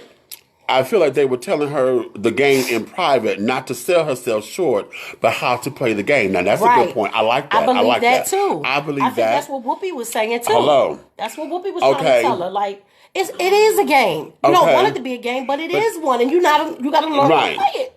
Wanda says, being loud and obnoxious is okay for the stage, but you have to have business savvy and a business voice. Yes, ma'am. Oh. Say okay, that. Tracy said exactly. Cheap entertainment. That was for the Netflix comment. Ooh. Okay, Satchel done came in. Britt said, "Yep." Wanda said, "I know that's right. Sydney is a strong ass hat." Come on now. Not an ass hat, girl. Wait, Oh, an wait a ass minute. hat? Wait. An ass hat, bitch. You just the mind is ass all full of hat? shit. Okay. Oh my God. Okay. I love she spoke on integrity. Okay, that's Tracy said that. For me, Wanda says, for me the relationship is suspect, but ain't my tea to sip on. Right. Ooh. But you know what? Well, okay, I ain't gonna put that out there, but okay, okay, how you doing? How you doing? Okay, Come on now, we ain't gonna. okay. Wendy would say that. How you doing? Okay. Britt says, I heard a comedian say that he saw Monique's last comedy show and thought he thought she was funnier and precious. Oh, okay. Ooh, y'all wrong for that. That's saying a lot. Come on now. Okay. We ain't doing that. We not. Listen, not Okay. me. Well, I love well, Monique. I just don't like what she's been doing. Well, the whole thing of it is now that's okay because that's an opinion. That's an opinion, you know, because you put that know battery on there. her brand of comedy, you know, has changed a little bit because her Is brand it more political because of what she's doing? is bitter. Okay. Yeah, don't You nobody know, want bitter. Her Nobody brand of wants comedy is kind of bitter a little bit, you know, because I say this to folks all the time. I never knew about this rift between she and Oprah until the comedy special that she has on Netflix. I mean, on Amazon. And how many of y'all know about the Amazon comedy show? Oh yeah, remember you told me about it. The Amazon comedy show, honey, you could rent it for $3.99 or you can buy it for $7.99. Is it on Prime? Because I pay for Prime. Yeah, you can. Do I gotta pay for it? I guess. Okay, let's find out. Okay. But I think I seen that one though, because we were talking about it before. And that's when the first time that we have found out about this beef between her and Oprah. Okay, because she was talking about how Oprah brought her mom and shit on the show. This is a fool. Yeah. Okay, that was the first time that I ever knew that she had a beef with Oprah. Hey, I was like, cousin. oh, okay. Hey, Tavio. So now What's up? I need y'all to stay in here with us. We having a good time. It has, you know, progressive to what it is today. So oftentimes, you know, I ask folks about that because, you know, they don't know what the hell is going on with why the whole beef is. And then she done added Oprah to all the whole melee. Okay? Leave Oprah the hell alone. So, yeah. No, we gonna get on her because we got. We got to get on Miss Oprah because I disagree with Miss Oprah, and we're gonna come up on that in just a second. Okay. Okay. Yeah, y'all gonna hear it from me. Tracy said I said it was ego. The Wanda said Meachy, she ain't had that class on ego. She need an etiquette class. Tracy said ego is a mofo, Meach. Okay, yeah, child. Yeah, okay, is. Adrian and Jerome and Lance and Haji done came back in. Okay. Hey, Adrian, how you doing? Okay, Wanda says she's shady. Fabio. Wanda says that Sydney trying to blackmail somebody. Okay, well. Wait, who said he tried blackmail? That's what part of the tapes, releasing the tapes and carrying on. Okay. Because y'all more inactive over here on Michi page. I'm just saying, who taped somebody with one of their friends when they call? This one's still beeping, but Okay. Is it record? Oh, okay. I don't know who record. The battery says full. Don't it? Bring it here. Let me see. More technical difficulties over there on the Canon. I'm sorry. Oh, damn. it's enough though. Okay. You guys, Yeah. I got this new Canon camera. It's not the one that I'm used to using. So we've been having difficulties all day, but that's all right because we've been on live. Right. So we're going to work through these technical difficulties through these next weeks. Because let's talk with Aunt Nikki in addition to you with Big Meach. Will happen often, okay? See? Okay. So- Wanda said she ain't mad at Tyler. She said, well, hell, she can go on Empire now with that act she put on. I guess they done took Jesse off for the last 2 damn segments Come on, or whatever. Miss Daniels, can you put Monique on the show now? Oh. You done had her on punishment for long enough. Come on. Because they did say that was supposed to be her at first, right? Well, no, Dookie was supposed to be her? not so much as supposed to been her. She had an opportunity to audition for it, to read for it. I don't think nobody. Okay. Can't nobody play it like And- Taraji. but I don't think Monique, she probably would have been good in it, though. it would have been different, but she would have been fabulous in Yeah. it. Okay, Mm-hmm. but like Monique said, I'm not taking nothing from Taraji because who got it was supposed to get it. Right. The whole fight with that was all the camp was trying to say that it never happened. Oh. They were trying to say that no, that's when they were talking about she was. This all started with all that because they were saying she was lying, she was this, she was that. She said, "No, I'm not saying I was supposed to be Cookie. They offered, I had an opportunity to go for it. Okay, but they ended up choosing Taraji, and they told me no, we're going to." And I still would have seen her as one of the sisters. Me too. Because I could see her as one of the sisters or aunt or something coming through there. Hello. Still. Wanda said that's professional blackmail. How? Mm-hmm. Monica's trying to be Colin Kaepernick, Omarosa, and Black Lives Matter every week. How you put all them together? Brent, now you know what, darling? Y'all play entirely too much. Okay.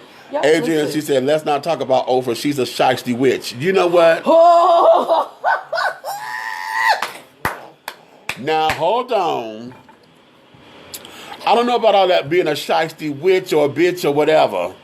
At the same time, I think she can get some boots that be a little shady every now and then. She has to because she has a couple pair of shady boots. Listen, she would not be where she is if she did not. Okay. Yeah, she definitely owns a few pairs of shady boots. We cannot sit down there and say no, that ain't Oprah because no, she's a businesswoman. Have y'all had in season 25?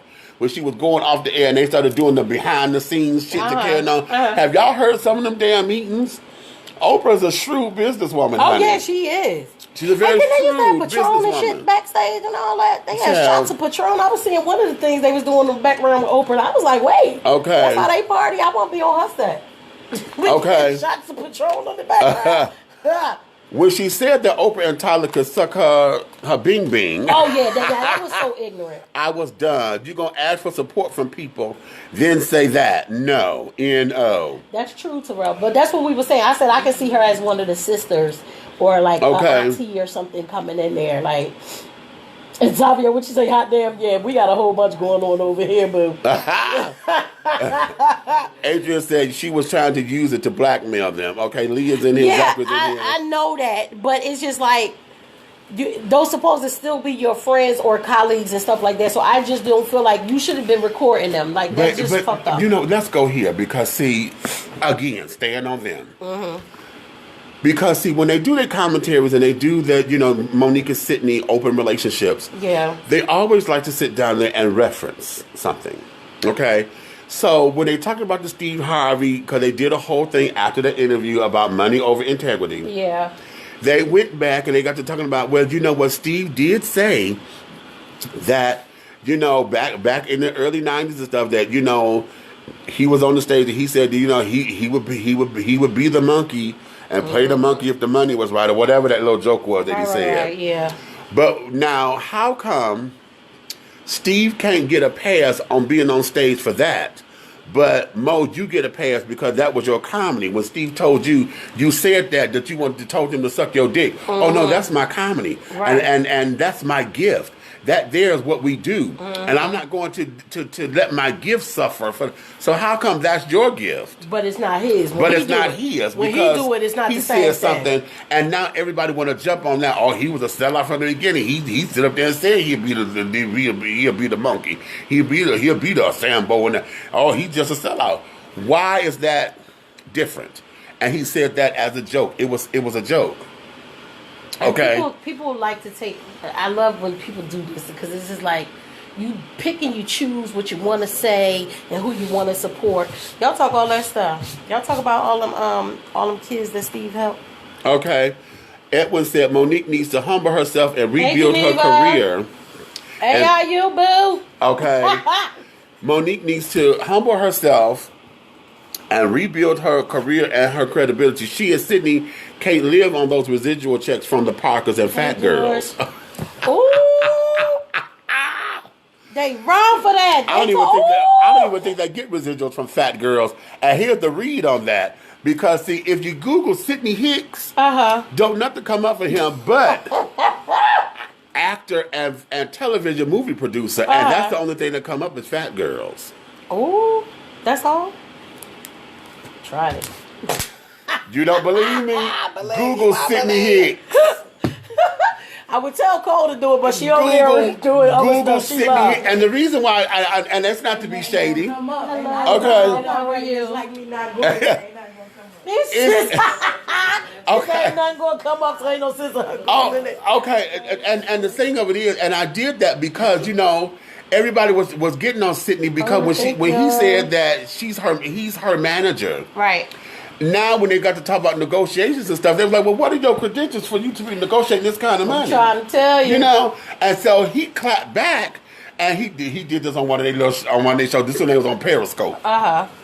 He clapped back saying that he's been negotiating funds and stuff. All of he been doing time. 5 and 6 figure deals and stuff for a long piece of time. Ooh. I was just asking. I'm going by what he said. Negotiating deals for. If y'all know, let me know. Because we just trying to find out. I'm going by what he said because he was trying to give him a clap back or whatever. That bitch don't come from my credentials. Because listen, if you did all that negotiating, then Monique wouldn't be fighting about what the hell she need. Because you supposed to know how to negotiate. It wouldn't have been a problem at that point.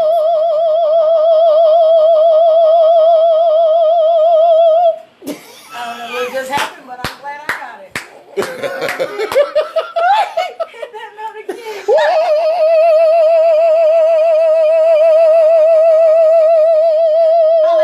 Hallelujah. Yes. I just was asking. He talking about don't come for his credentials because he negotiating shit. Then there should have been no problem until that Netflix should have been bombing. We would have never heard about none of this shit. So that's a comment he could have kept to his goddamn self. You can kept that to yourself. Shit, I'm just like, what happened? Wanda said, I Googled Sydney and it said, who the hell is that?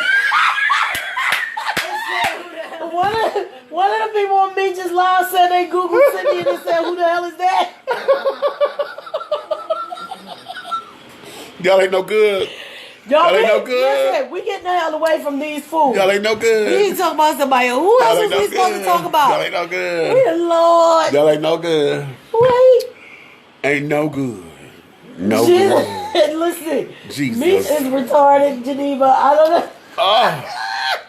His fans over here talking about that Google Monique husband and saying, who the hell is that? Okay. Wait now. But this is just the real on that to bring that to a close. Okay.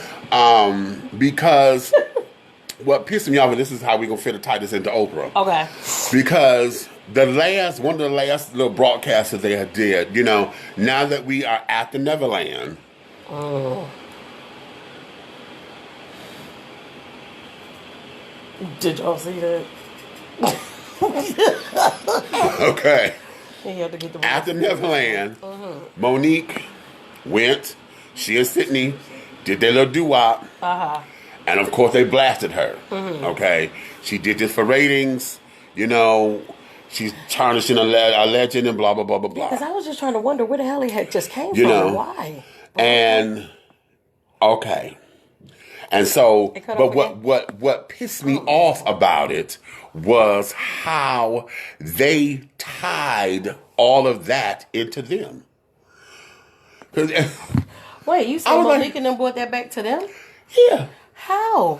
Because they talking about how they were fucking with Oprah, talking about her credibility, and that's why, now you see her, basically, and I'm finna go to paraphrase something because to be quite honest, when I heard him say, this is how we get to this, and you don't want to sit down there and want Monique to work for free, and because when he said that, I said, no fucking well, you did not tie this back to y'all. Y'all talking about Michael Jackson's legacy, and you done tied this into her character and how, because she did something like this, now you can understand how she could get an Oscar winner to work for free after she done did her contracts. And I was like, how in the fuck did y'all pair that together? And that's when I got pissed. And I just cut the goddamn thing off, and I said, you know what? Y'all about to make my ass hairs itch. Okay? Okay? Because that I just got irate with that. Because girl, we definitely gonna get on his ass too. Terrell talking about Woody Allen. As soon as we wrap up with Monique and them, we got you, boo.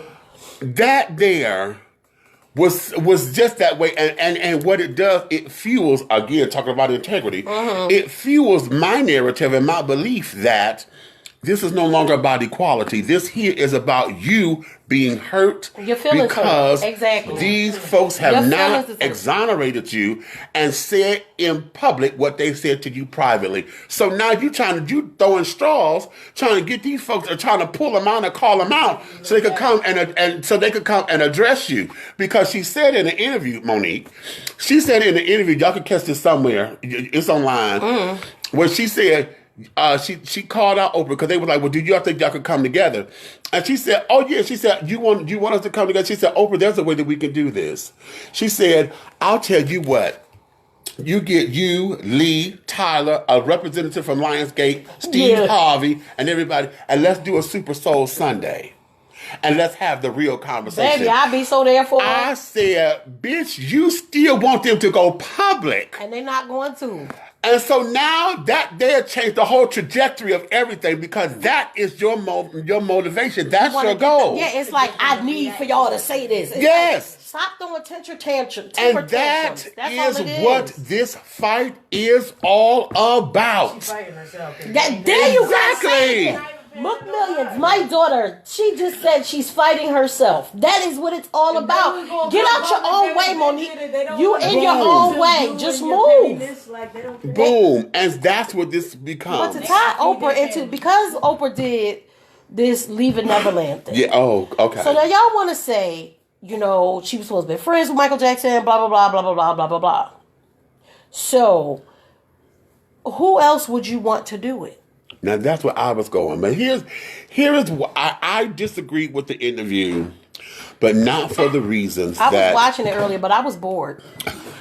I'm not even going home. I disagreed with the interview because of what she was attempting to do, okay?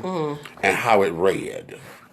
Now, all of the children, that sit up there and say Oprah this, Oprah that, she's a sellout. She ain't never been down for black folks. We get all that. The power to the people, children. Y'all feel as though because she ain't spending her money on American black folks, that y'all think she a sellout and blah blah blah. She in with Harvey Weinstein and things, and she done got all these pictures with Harvey Weinstein, and you out for Michael Jackson and carrying on. He can't defend himself, but you won't help them put Harvey Weinstein in jail. Okay, so they're all there. Fuck all that. Okay, that's bullshit as far as I'm concerned. Why people want to put Harvey Weinstein in jail? How about that?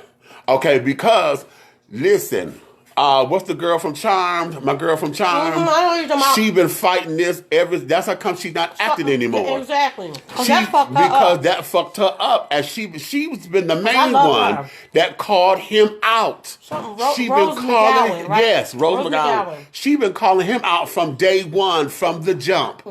Okay, so that there being said, I do not agree with this interview because Oprah said that the thing she was trying to do was to paint the picture that sexual abuse is not abuse because it is sexual seduction. When it happens with people who you are close to and this, that, and the other, a close family member, somebody that you trust or whatever, the abuse is not abuse because most folks think hear abuse, you think being hurt, being maimed, and all that. They kind of brainwash you into thinking that it's something. Yeah, it's enjoyable, and this, that, and the other. Right. And so she was trying to go for a bigger explanation and was trying to establish a pattern so that folks can identify this so that the victims can be heard, okay? Because oftentimes the victims are, nobody wants to believe the victims and carry on. Especially because if they take for a long time to tell it. A lot of people like to say, well, why didn't they come forward a long time ago and blah, blah, blah, blah, blah, blah. So listen, me being personally... And, I'm a victim. I'm not a victim. I'm a survivor of sexual abuse. I didn't tell anybody until I was grown. And whether it's made to be a fear that's put in you or however they want to do it, It doesn't necessarily mean somebody's lying. Now, I will say, when there are people who come out and lie and make false allegations against people and stuff like that, it's really messed up. Because it's hard enough to come out and tell somebody what's really happened to you as it is. And if I have other people come out and be lying. So then, when you got other people come out and be lying, for whatever malicious reasons that they're doing it, it's like, they're not going to believe you now either. So I see it from both sides. It's like, it's hard to tell. But then, if you telling something that ain't really, you wrong. And you fucking it up for a lot of people. So. Now, and we got crumpets out here, Charles. I'm having a crumpet. I ain't lying. I just ate a piece of fish. Sorry. So, the reason why I disagree with that interview, because the way how the interview was set up, it put the onus on Michael, and it made it seem as though Michael was guilty. Right. Okay. And with Michael not being here, have been dead for 10 years. This is why I don't like to. I didn't watch the documentary because I didn't want to see it. Yeah. Michael is gone. Have been gone for 10 years. Why did the filmmaker? I'm gonna go to the filmmaker and the director. And the filmmaker only got it from one side. You ain't talk to the family. You ain't talk to nobody Well, except for those boys. Wait a minute. Oprah after that. Oprah after that. He said he didn't want to talk to the family. He said because this wasn't about a Jackson. This was about sexual abuse. But it's all based on a Jackson. He said it wasn't about the Jacksons because if you are a victim of sexual abuse, why would I go to you and for you to sit up there and say, "Oh no, he was a good person. He was this, he was that," and you're going to deny it when we try to sit up there and say that this is what happened? The director said that in the interview. Wow. So we're already biased because the director came in saying and implicating Michael as guilty. Right.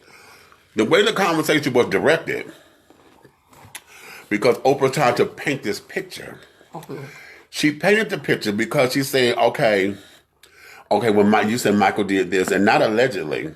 You know, she said, well, okay, so you're saying that Michael would do this, and Michael would do this, and Michael would do this, and Michael would do this, and carrying on. Right. And so it gave the implication that Michael was guilty. Right. Okay. And I have a problem with that because as opposed to saying, okay, well, what about this? Or how can we, look at it from a more objective place? And then on top of it, everybody in the audience, 99% of them were sexual abuse survivors. Yeah, I thought the whole audience was, wasn't it? Well, Gail, I don't know if Gail is because Gail was there. Well, and a couple don't count. And I'm saying that because there was a couple other people there. Okay. And some people were there as a support system for some of the folks. Okay. So, sexual abuse survivors and their support team. Okay. So I disagree with the argument with the interview for those reasons. Okay. Now, at the same time of disagreeing with it, I was telling folks, why not Oprah to do it? Y'all sit up there saying, "Oh, well, she shouldn't have done it. She shouldn't have done it." Well, how she gonna be? That's my perspective. I took well, why not? Why she gonna sit down there now? Back in 1993, y'all saw the meme where they had Oprah with her and Michael together, and then now you talk about here we are 2019. Now you sit up there saying he did this and he did that. You fake. She didn't say he did shit. No, she didn't. But the way how the interview reads. It implicates it. Right. And that's why I disagree with that because of the picture she was trying to paint.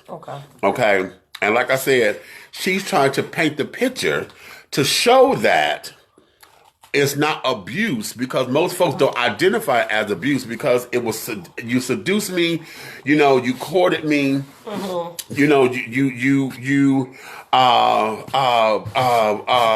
the word I'm looking for? Oh God, basically you groomed, that's the word. You groomed me along the way. And then when it was time to go to the next step, it was easier to do because I had groomed you to prepare for it. Right. Okay.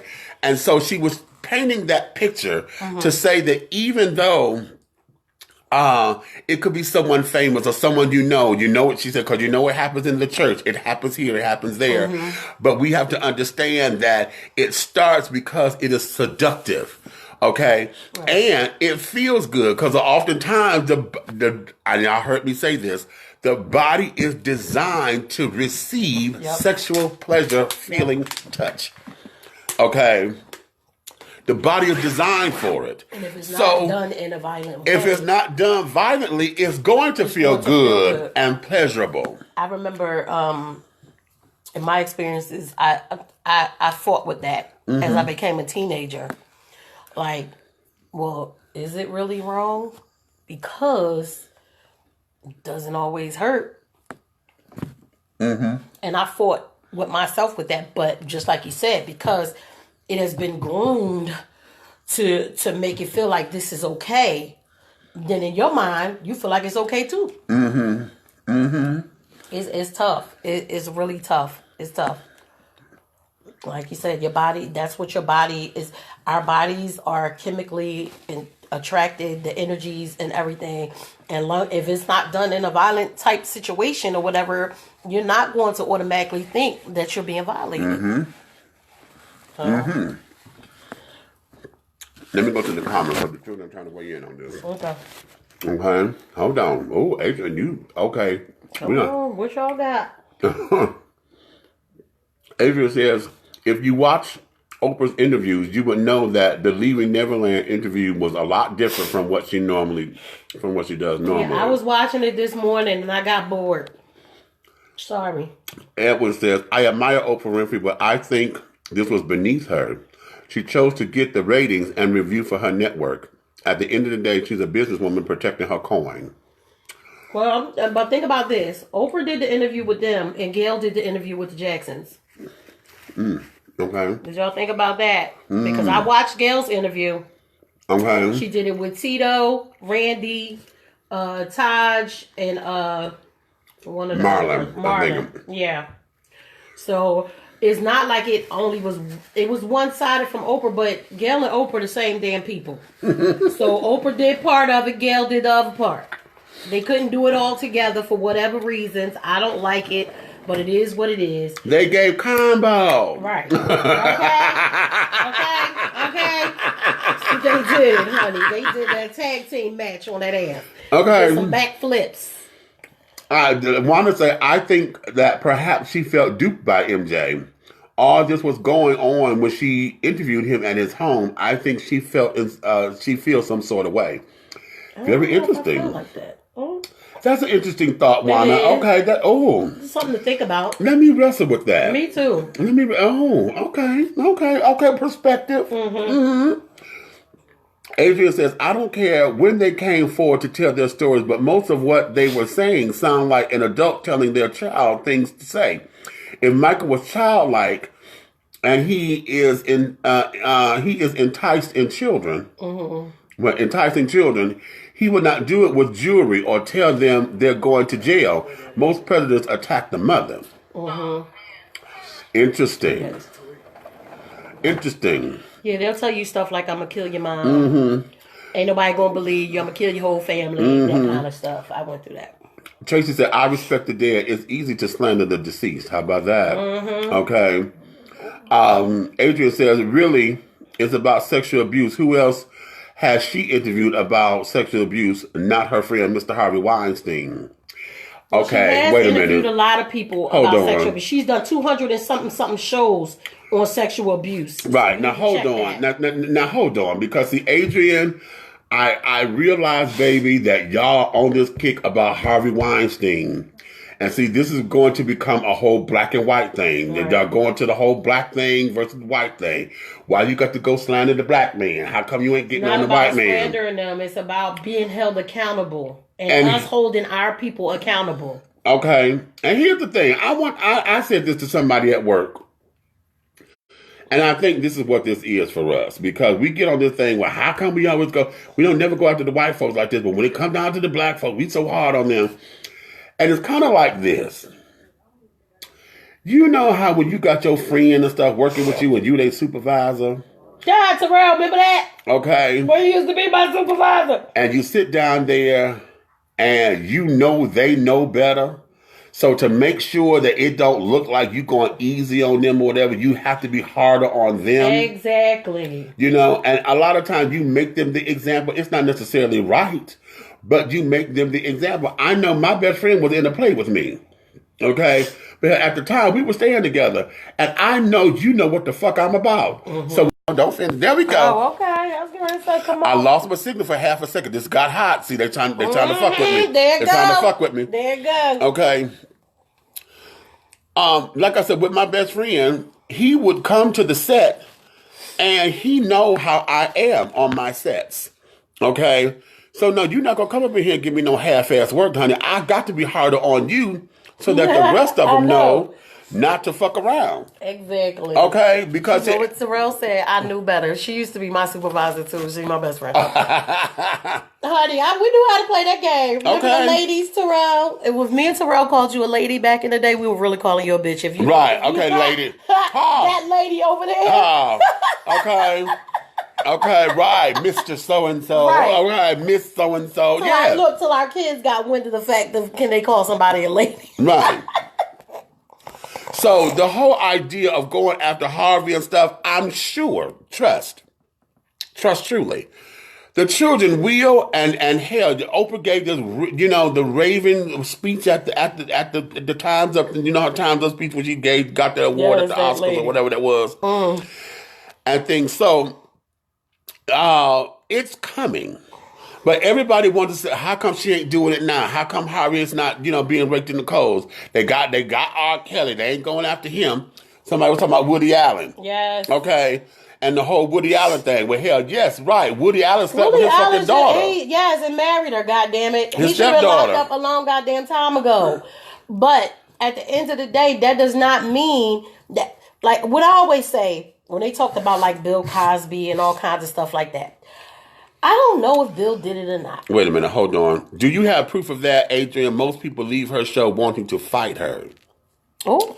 Give me proof on that, sugar, because right now... Yeah, I ain't know nothing about that. I don't know nothing about that. Will y'all give us the real receipts on that? Then we'll talk about it. Now, if you're going to tell me Toni Braxton...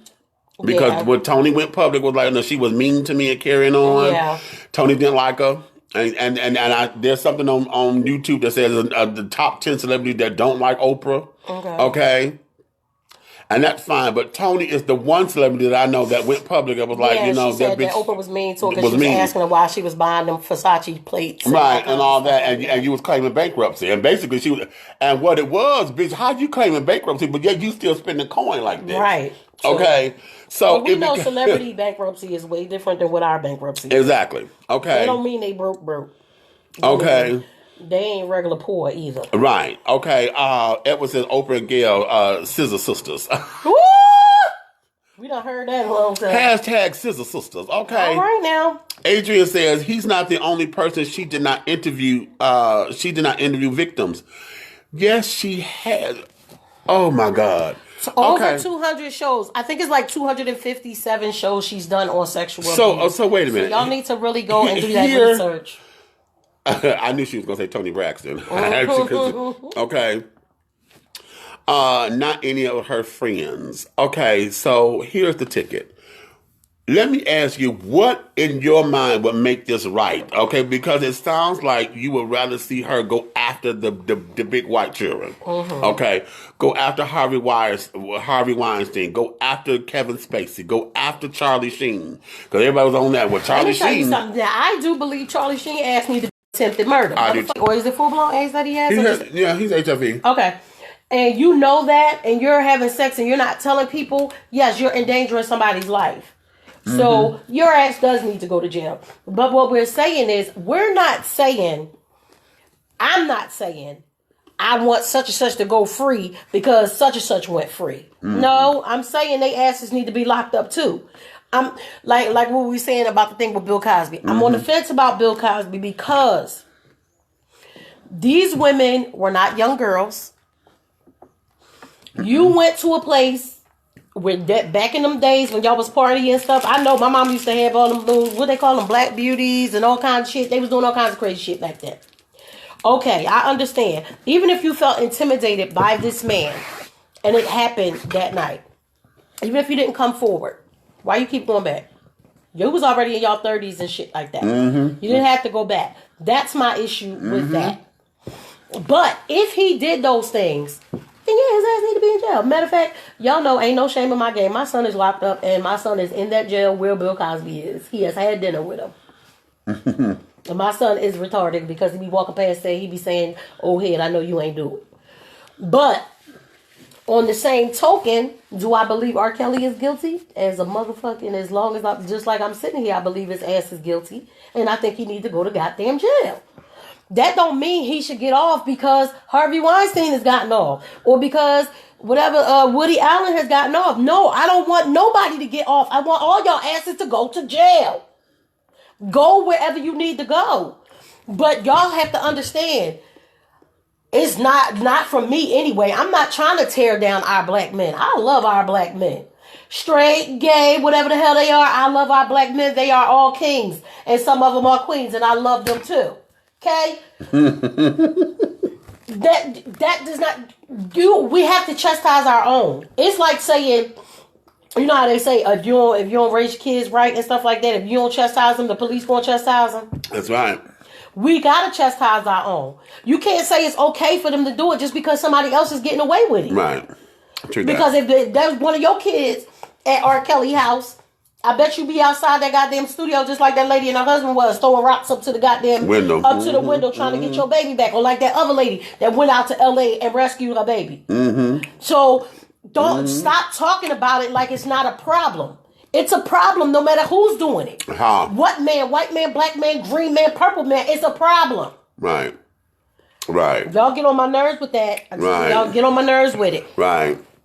Adrian says, she should be neutral all across the board. And like I said, if you watch that interview, it was not her normal, typical interview. Now, I would give you that. I think I'll give you that, too, because I told you I was give you that. With it. Because, yeah. And then, like I said, that's why I disagreed with it, because she was trying to paint a picture and have a deeper conversation about sexual abuse. Okay? And her point was that it is about seduction. And when it's somebody that you know and they say they love you and this, that, and the other, the tactics are different and this, that, and the other. So that was her goal. For me, I don't think she achieved it because it implicated Michael and it made it seem as though she was agreeing with the children. They were saying, yeah. Versus being, a neutral standpoint and letting them tell their story. Right. But one of the things that she's fabulous for is allowing people to tell their story and then let the public weigh in. And let them weigh in. Yeah. Okay. Because now on that part, I feel like that is you being neutral because you letting them get it out. Yeah. But it was the way how she shaped it. The way she shaped it. Because of her bigger picture of what she was trying to do about sexual abuse. Right.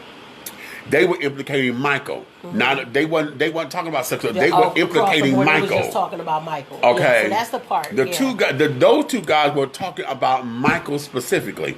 Not that they have been sexually abused by other people. In addition, they specifically were on Michael. So of course, them telling their story, she said, "Okay, well, you said Michael this and Michael." So now.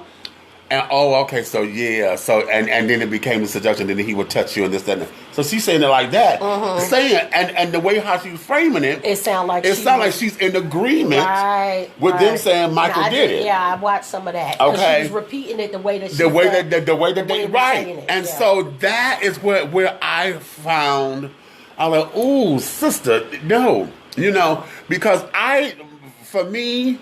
This whole entire thing, and it's something that the main guy said. The skinny one? The one with like the face that was shaking? Yeah, not the scariest cat. The one that was sitting up there shaking that's closer to Oprah. That looked like he was about ready to break down crying. Right. So see, he was emotional anyway. The main one, I think his name was Wolf or whatever his goddamn name is. This is what pissed me off. Because you're claiming that this abuse started when you was 11. I didn't know what was going on. I was 11. And then then again at 22. Stop. Wait, 11 and then 22, not 11 through 22? No, because 11 to whatever age, and then he said then again at 22. Now, at 22 years old, I don't give a damn. I don't give a damn where you are.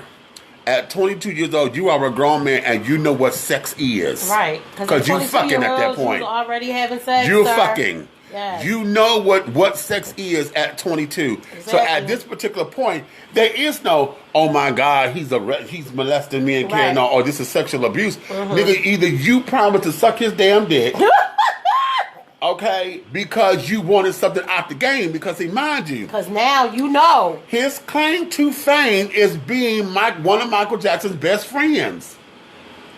Come on now. That's his claim to fame. Wait a minute. Which one is that? Is that the one that was in the commercial? Yeah, I think so. Okay.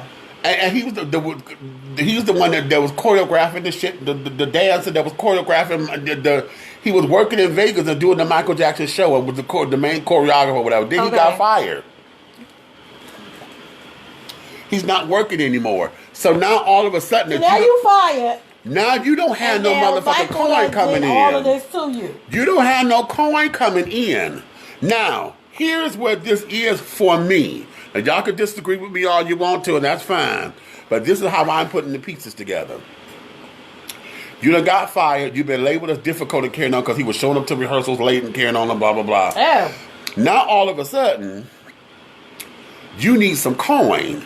Michael has been dead for 10 years. It doesn't even seem like 10 years. Dead. Damn. Now all of a sudden you coming out and you was at the court when he was going through his shit at the court. You was a grown man then, and he said that he was coerced by Michael and was groomed to say what he said on court. Just say what he said at court. But he was already grown then. But here's the thing. So you need Jacksons, to come see me. The children sat up there and said that the FBI was secretly monitoring Michael. Wait. Secretly monitoring Michael. Okay, so if y'all secretly monitor Michael. So that means nothing was scheduled, nothing was set up for the cameras or whatever. And when the FBI investigation came back negative, they found nothing to corroborate. That's how Michael got off. It wasn't that he had the money to get off. The FBI sat up there and said they doing this covertly. Nobody knew that until the last minute. And that's the thing. When we come in, that's the part of tearing down our men. Yes. Because y'all getting in with the people that are really getting tore down. Right. And thinking that the ones that's really doing shit supposed to be getting off because you want to put it all under the umbrella of y'all tearing down our men. And then we have it. Stop it. Stop it. And then we have it. Okay. Tracy, you say, well, they do football and stuff recreationally back then. You know what? Back in the day, going back all to kinds of stuff. What they call them, Quaaludes. Quaaludes and see, going to the whole Bill Cosby thing, it's like this, sugar. Did Bill Cosby do it? Yes. But it wasn't rape. I don't think it was. I think they was partying. Y'all kept coming back. Had they said I was coerced? Had they said I was intimidated? Never said that. He said he gave, and they took it. He ain't forced them to take shit. Had they said I was afraid and this, that, and the other, if they had to use that kind of language, baby, I'd have been behind all them bitches 100%. Because I believe it. And Janet Jackson, I used to love her. That crazy bitch. I can't stand that bitch.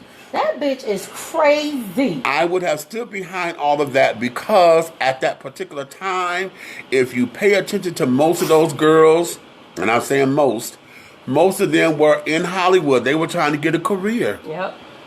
So this is called the casting couch. You ain't got to lay on it.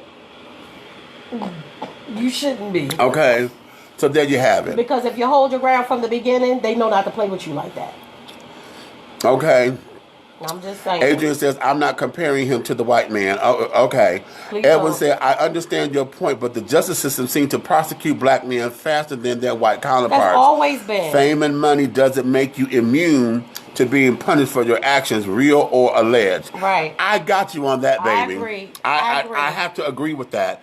The whole thing of it is that now what are we going to do about it as black folks? Because see, we have black lawyers, we have black attorneys, we have black judges and carrying on. So what are we going to do now? How are we going to take our power to become politically and to become politically savvy so that we can change that?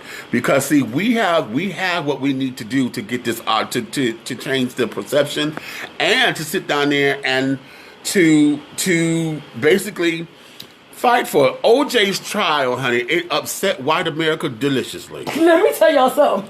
Okay. Wait. I'm so glad you brought that up. Y'all, we all know OJ did it, right?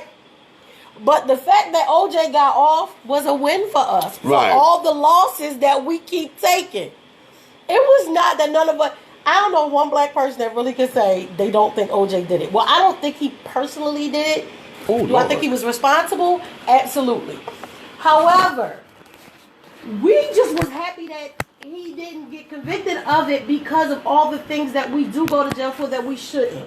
Okay. So, because do you know anybody that actually thought that OJ was innocent? I don't know nobody that thought he was innocent. No, I've always thought that he didn't.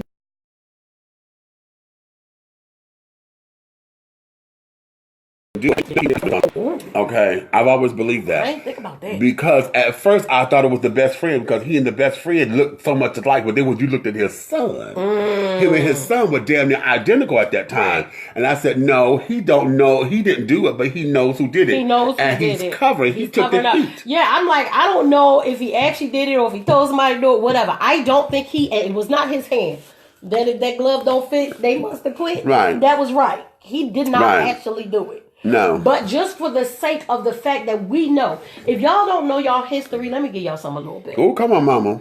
Police were only meant for us. They didn't have police until the slaves start running away.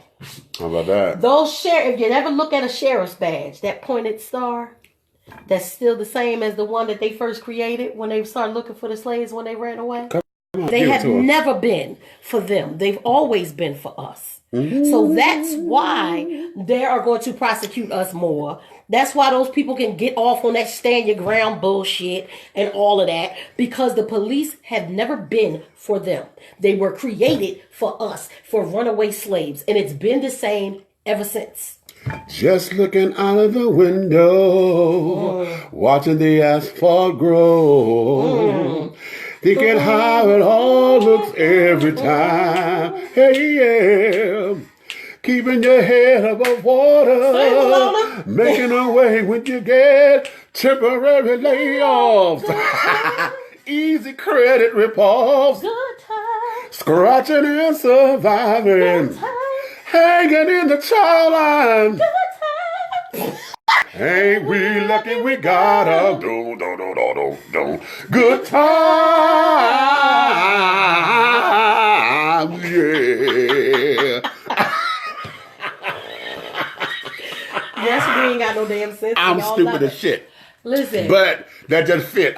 What you were saying. Yes, baby, because y'all need to know. I act a fool all the time, honey. But if you be on my pages and stuff, you see I will be like Malcolm X. Okay? Don't play with me. I watch a documentary every day. All right? Okay.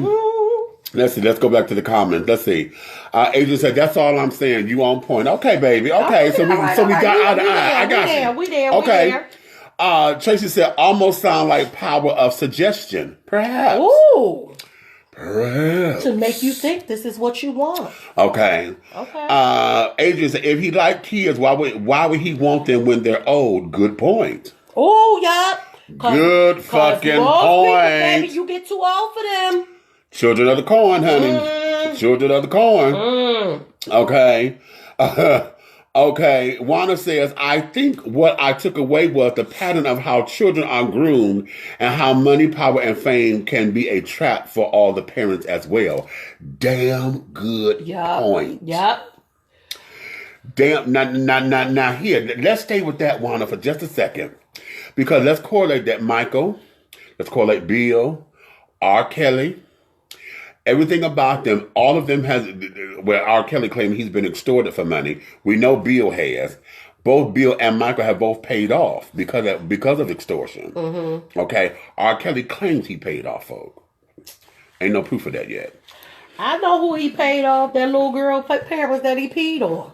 Her father was still playing in the goddamn band and shit with them. When Sparkle got up there and surrendered her whole goddamn career for her niece, they got to court. And her brother sat up on that goddamn witness stand and said, that wasn't my daughter.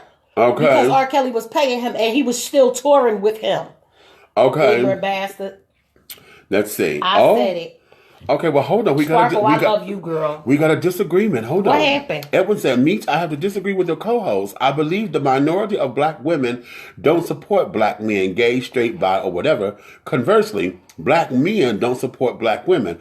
Our black community has been in disarray since integration. If we were together as we should be, we wouldn't be so affected by the majority culture. We want the approval of the world, but we don't approve or affirm each other. Well, I don't see what a disagreement is. Yeah, right. I've been saying the same thing the whole time. Would you disagree? Let me know what exactly part you're saying, because that's what I was saying. Right. I said that if we had to be matched up with civil rights people from back in the day, I would be along the lines of Malcolm X, because I don't feel like we need to be integrated, because I don't feel like I need to have your shit. You don't want me in it, I don't need to be in it. I want us to have our own. That's not to say that I hate white people, whatever. I don't. First of all, I wouldn't be able to say that. My family is too diverse for me to be able to say that. Right. But what I'm saying is, I don't need to be somewhere where you don't want me to be. When you don't want me to be. Right. I don't need to fight to be where you are. Listen, and see, a lot of that integration fight, going back to proving a point and being integral, a lot of that, no, that they can't keep me from living here. I want to live in that house because I can. Well, honey, the white folks didn't want you out there. Exactly. So you moved in the damn house because you're trying to prove a point to say that you can, and I got the money. Burn the shit down, then they're trying to burn it down, this, that, and the other, and now you're fighting for what? To prove a point? Yeah. Why? Okay. Why? And it costs you more to sit up there to prove a point than to sit there and say, you know what, fuck it, y'all have what the hell y'all have. And there's nothing, and we have to stop allowing that to be something wrong. Exactly. When we can build, we may not like it, but it doesn't have to be. Somebody told me one time, when I first, y'all know, I've been down in Georgia since 2013, back and forth. I know this man, he's from Georgia, but he lives up in Philly, and he told me that he bought 6 acres of land for $10,000. Right? Damn. I said, now imagine if you bought 6 acres of land, and I bought 6 acres of land, and she bought 6 acres of land. If all of us, our family, get together, if it's one family that buys 6 acres of land, right? All of us, 10 people in the family, all of us come up with $1,000. Boom. We got 6 acres of land. Y'all family do it. Y'all family do it. Y'all family do it. Y'all family do it.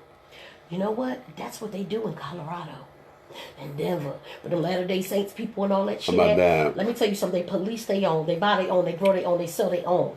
Right. We can do that. We just don't. Because we have been systematically trained not to trust each other. Mm-hmm. Stop thinking that our history started with slavery, sweetheart, because it didn't. Right. And even after slavery, we knew how to get it together. And if you look at Tulsa, Black Wall Street, Tulsa, Oklahoma, they had a whole city. The white people from the neighboring city were coming to borrow from the black people. Right. We can do this. Y'all just so envious of your brother. Mm-hmm. I grew up in a house in an Islamic house. So it's what I want for my sister, what I want for me. Right. You understand? Right. Now, I know when people be talking about some, how they be having more than one wife and stuff like, well, I'm a little bit selfish. I can't do that. I want you to have a good ass man, but I don't want you to have my man. Hello. That's all I'm just saying. Well, but I do want for my sister what I want for me. I want for my brother what I want for me. I want all of us to win. You will never see me hating on nobody because they doing good. That's so stupid to me. We're the only people that do that. Do y'all know that we are the only people that do that to each other? Cole, my daughter talked about it a couple weeks ago. It's a Chinese store in every black hood. It's in Philly, we got the poppy stores and everything, but to me they black. All that is just a different port stop. Okay? Hello. But the Asian people, they will not come in a black-owned nothing. They won't even buy a piece of paper out your damn store if they needed it to save their life. How about it? But yet we running there But for we hair running in their nails. damn store, hair and nails. Wigs. Listen, and I ain't gonna hold you because I do it all the time. Chung Lee, one of my favorite people. I get my hair done by black people, but I don't know where exactly my hair come from. Okay? Try my best to do my own goddamn nails, but sometimes I gotta take my ass to the nail shop. But then again, like we say, we don't have that many. We have black-owned businesses. We don't go to them. Somebody can say, well, when I go to the black business, they charge more. I'm going to tell you why they charge more. Because they get less business. So to cover their overheads and stuff, their prices are higher. Mm-hmm. You wouldn't have to go to Chung Lee and them if you supported your own people's business. It's as simple as that. If we support each other, we can have more. That's just period. Okay. You know, but we don't.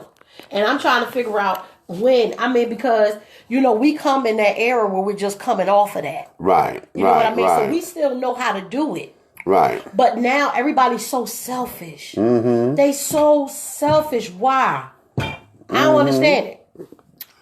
Wanda says, and I noticed that the little black children were not victims of MJ. Yeah. You know what? Damn. Wow, that just hit me. I never paid that no mind. I don't think there was ever a black child to say it. Ain't that? Get the fuck out of here.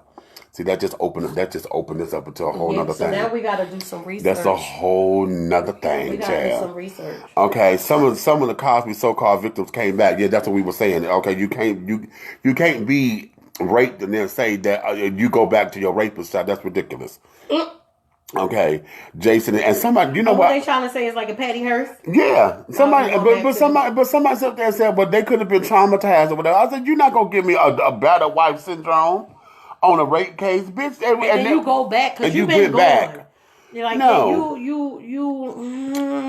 Okay, Wanda says you ain't gonna lay on the casting couch, but you gonna have to sit on. but you can have a seat to get cast.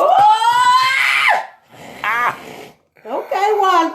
Well, you know what? Well, hell, according to them, the bitch sat down there where he was on the bed and he was undressed and he was under a blanket and he had me to come and sit down next to him and then he put my hand on him and moved my hand up and down. Oh, so he did it. Then why he couldn't just do it himself? But wait a minute. But when he was done, he got up, gave her some money for her and her grandmother, called her a cab, sent her home, but she came back 2 days later. That's what I'm talking about. You was a grown ass goddamn woman. Even if you felt intimidated the first time. Okay. You ain't had to go back. Okay. You didn't have Tracy to go said back. the FBI found nothing. I remember. Exactly. Right. That was a hashtag the juice. Okay. Come on now. Okay. Come on, OJ. Okay. Upset Whippy do delicious. Hey, okay, you so hey, boo.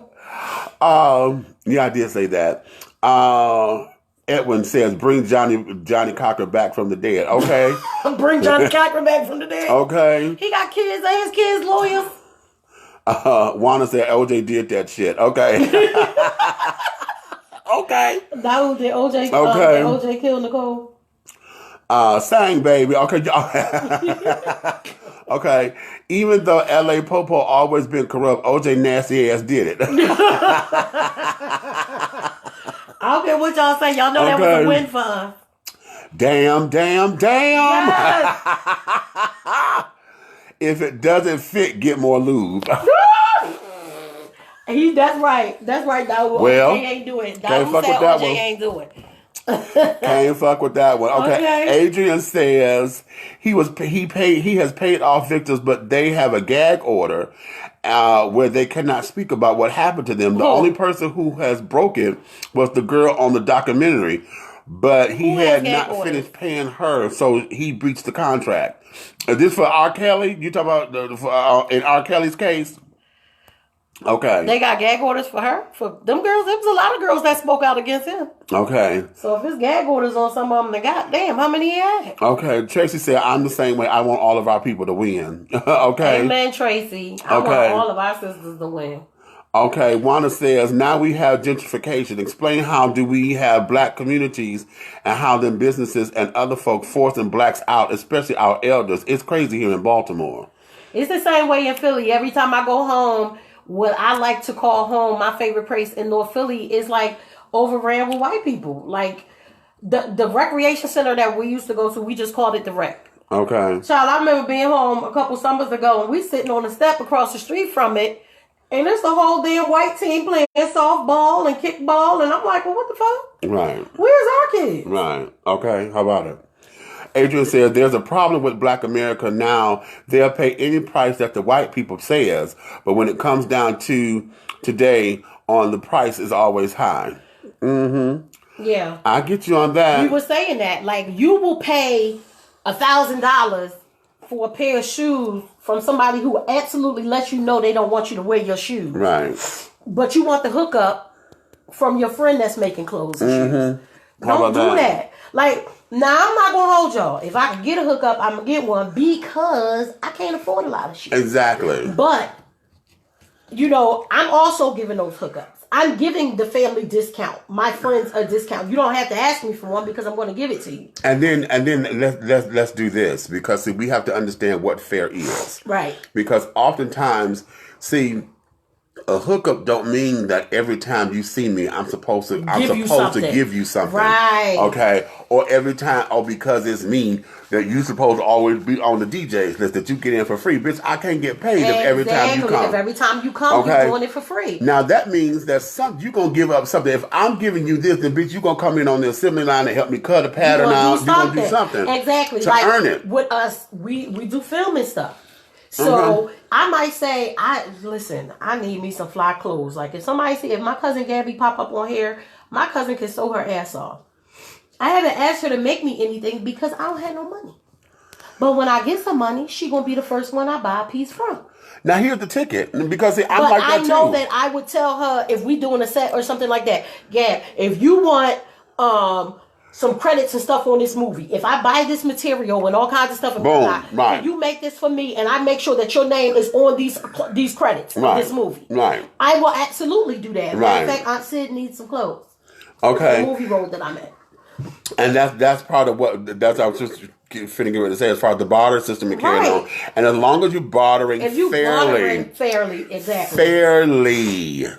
Okay, fairly. You can't sit down here and expect this to be the whole kit and caboodle just because we got it like that, or you come talk some sweet nothings or whatever, or give me empty promises. Okay. I don't care if it's nothing but if you can make me something. Or y'all know I don't really wear makeup. My extent of makeup is some damn lashes and maybe some eyeliner. That's it. But I know that from time to time I'm going to have stuff that I need to do, that I need to be beat. You want to come on Let's Talk with Aunt Nikki or Sipping Tea with Big Meach or whatever, and you come and you hook us up and we let you use our platform to sell your stuff. Hey.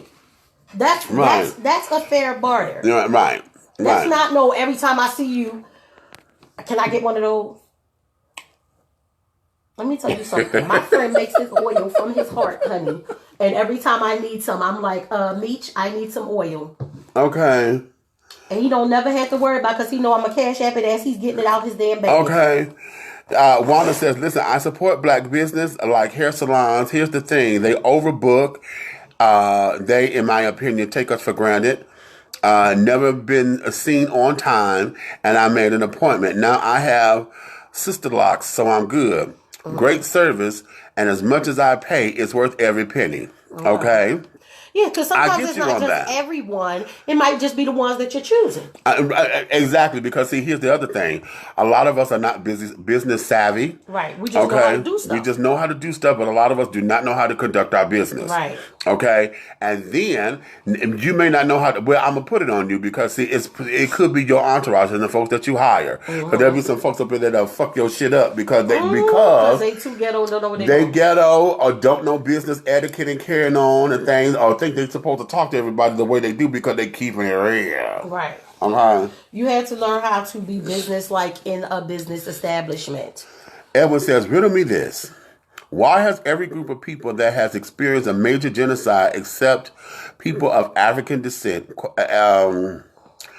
why has every group of people that has experienced a major genocide except for people of African descent, hashtag reparations? Are you saying why has everybody gotten reparations but us? quote hashtag 40 acres and a mule and 40 And a acres and a mule, Mustang. bitch. Can I get a Mustang? Okay, well, here's the thing.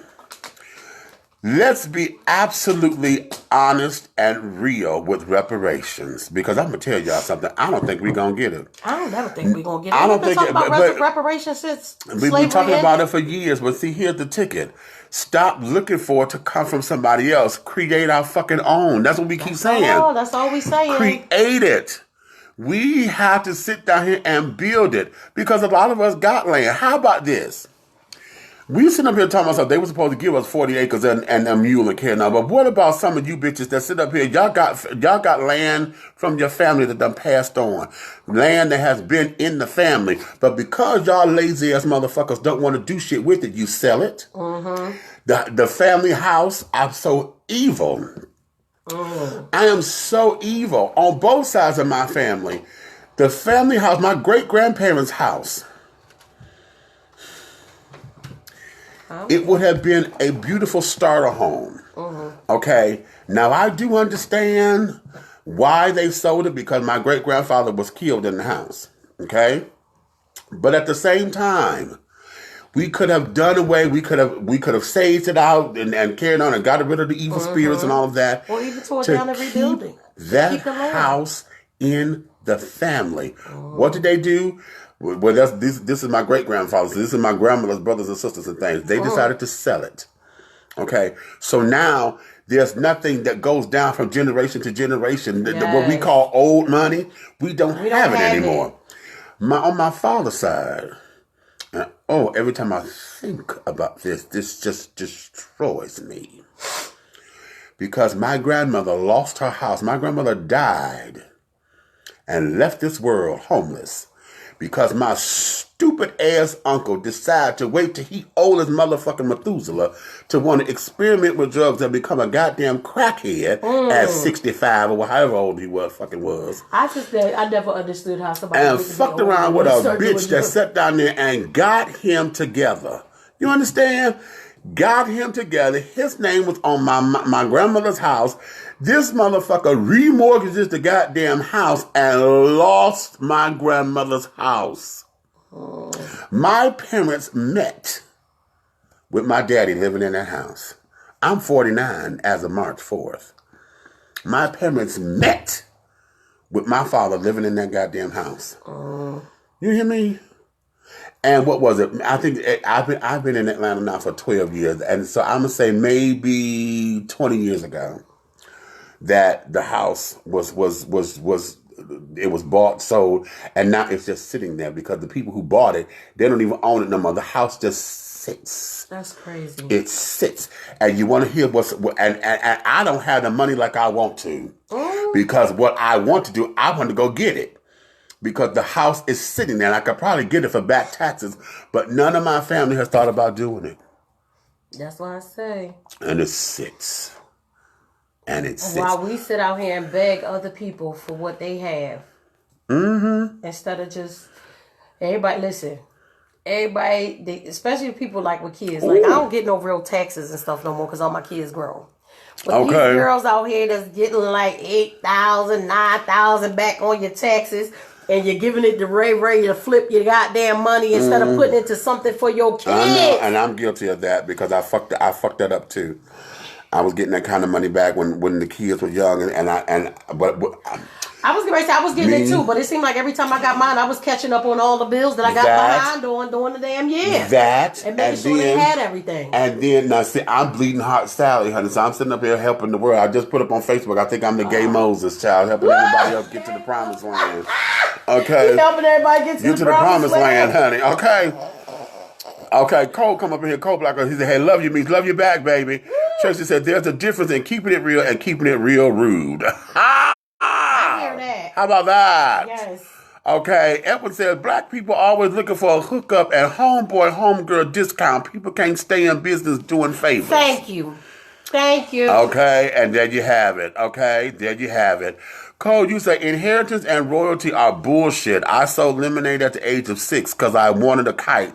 We were broke. I took a bag of sugar and 6 lemons, and I made $10 in 2 hours. I bought a kite, $2.89 kites, And wait a minute, it says Simo, give me the rest of it. And put the rest in my drawer. Okay, so see, you had a sock drawer, huh? So let me tell you, this one right here, Mook Millions. How old was you, Cole? About 10? When you was bagging groceries. At Murray's. At Murray's. I don't know, y'all know about Murray's? I know everybody in Philly know about Murray's. But you know, we that was a little hustle we did. Cole come home one time, I swear to God, she had $30. I said, well, where you been? And where you get this damn money?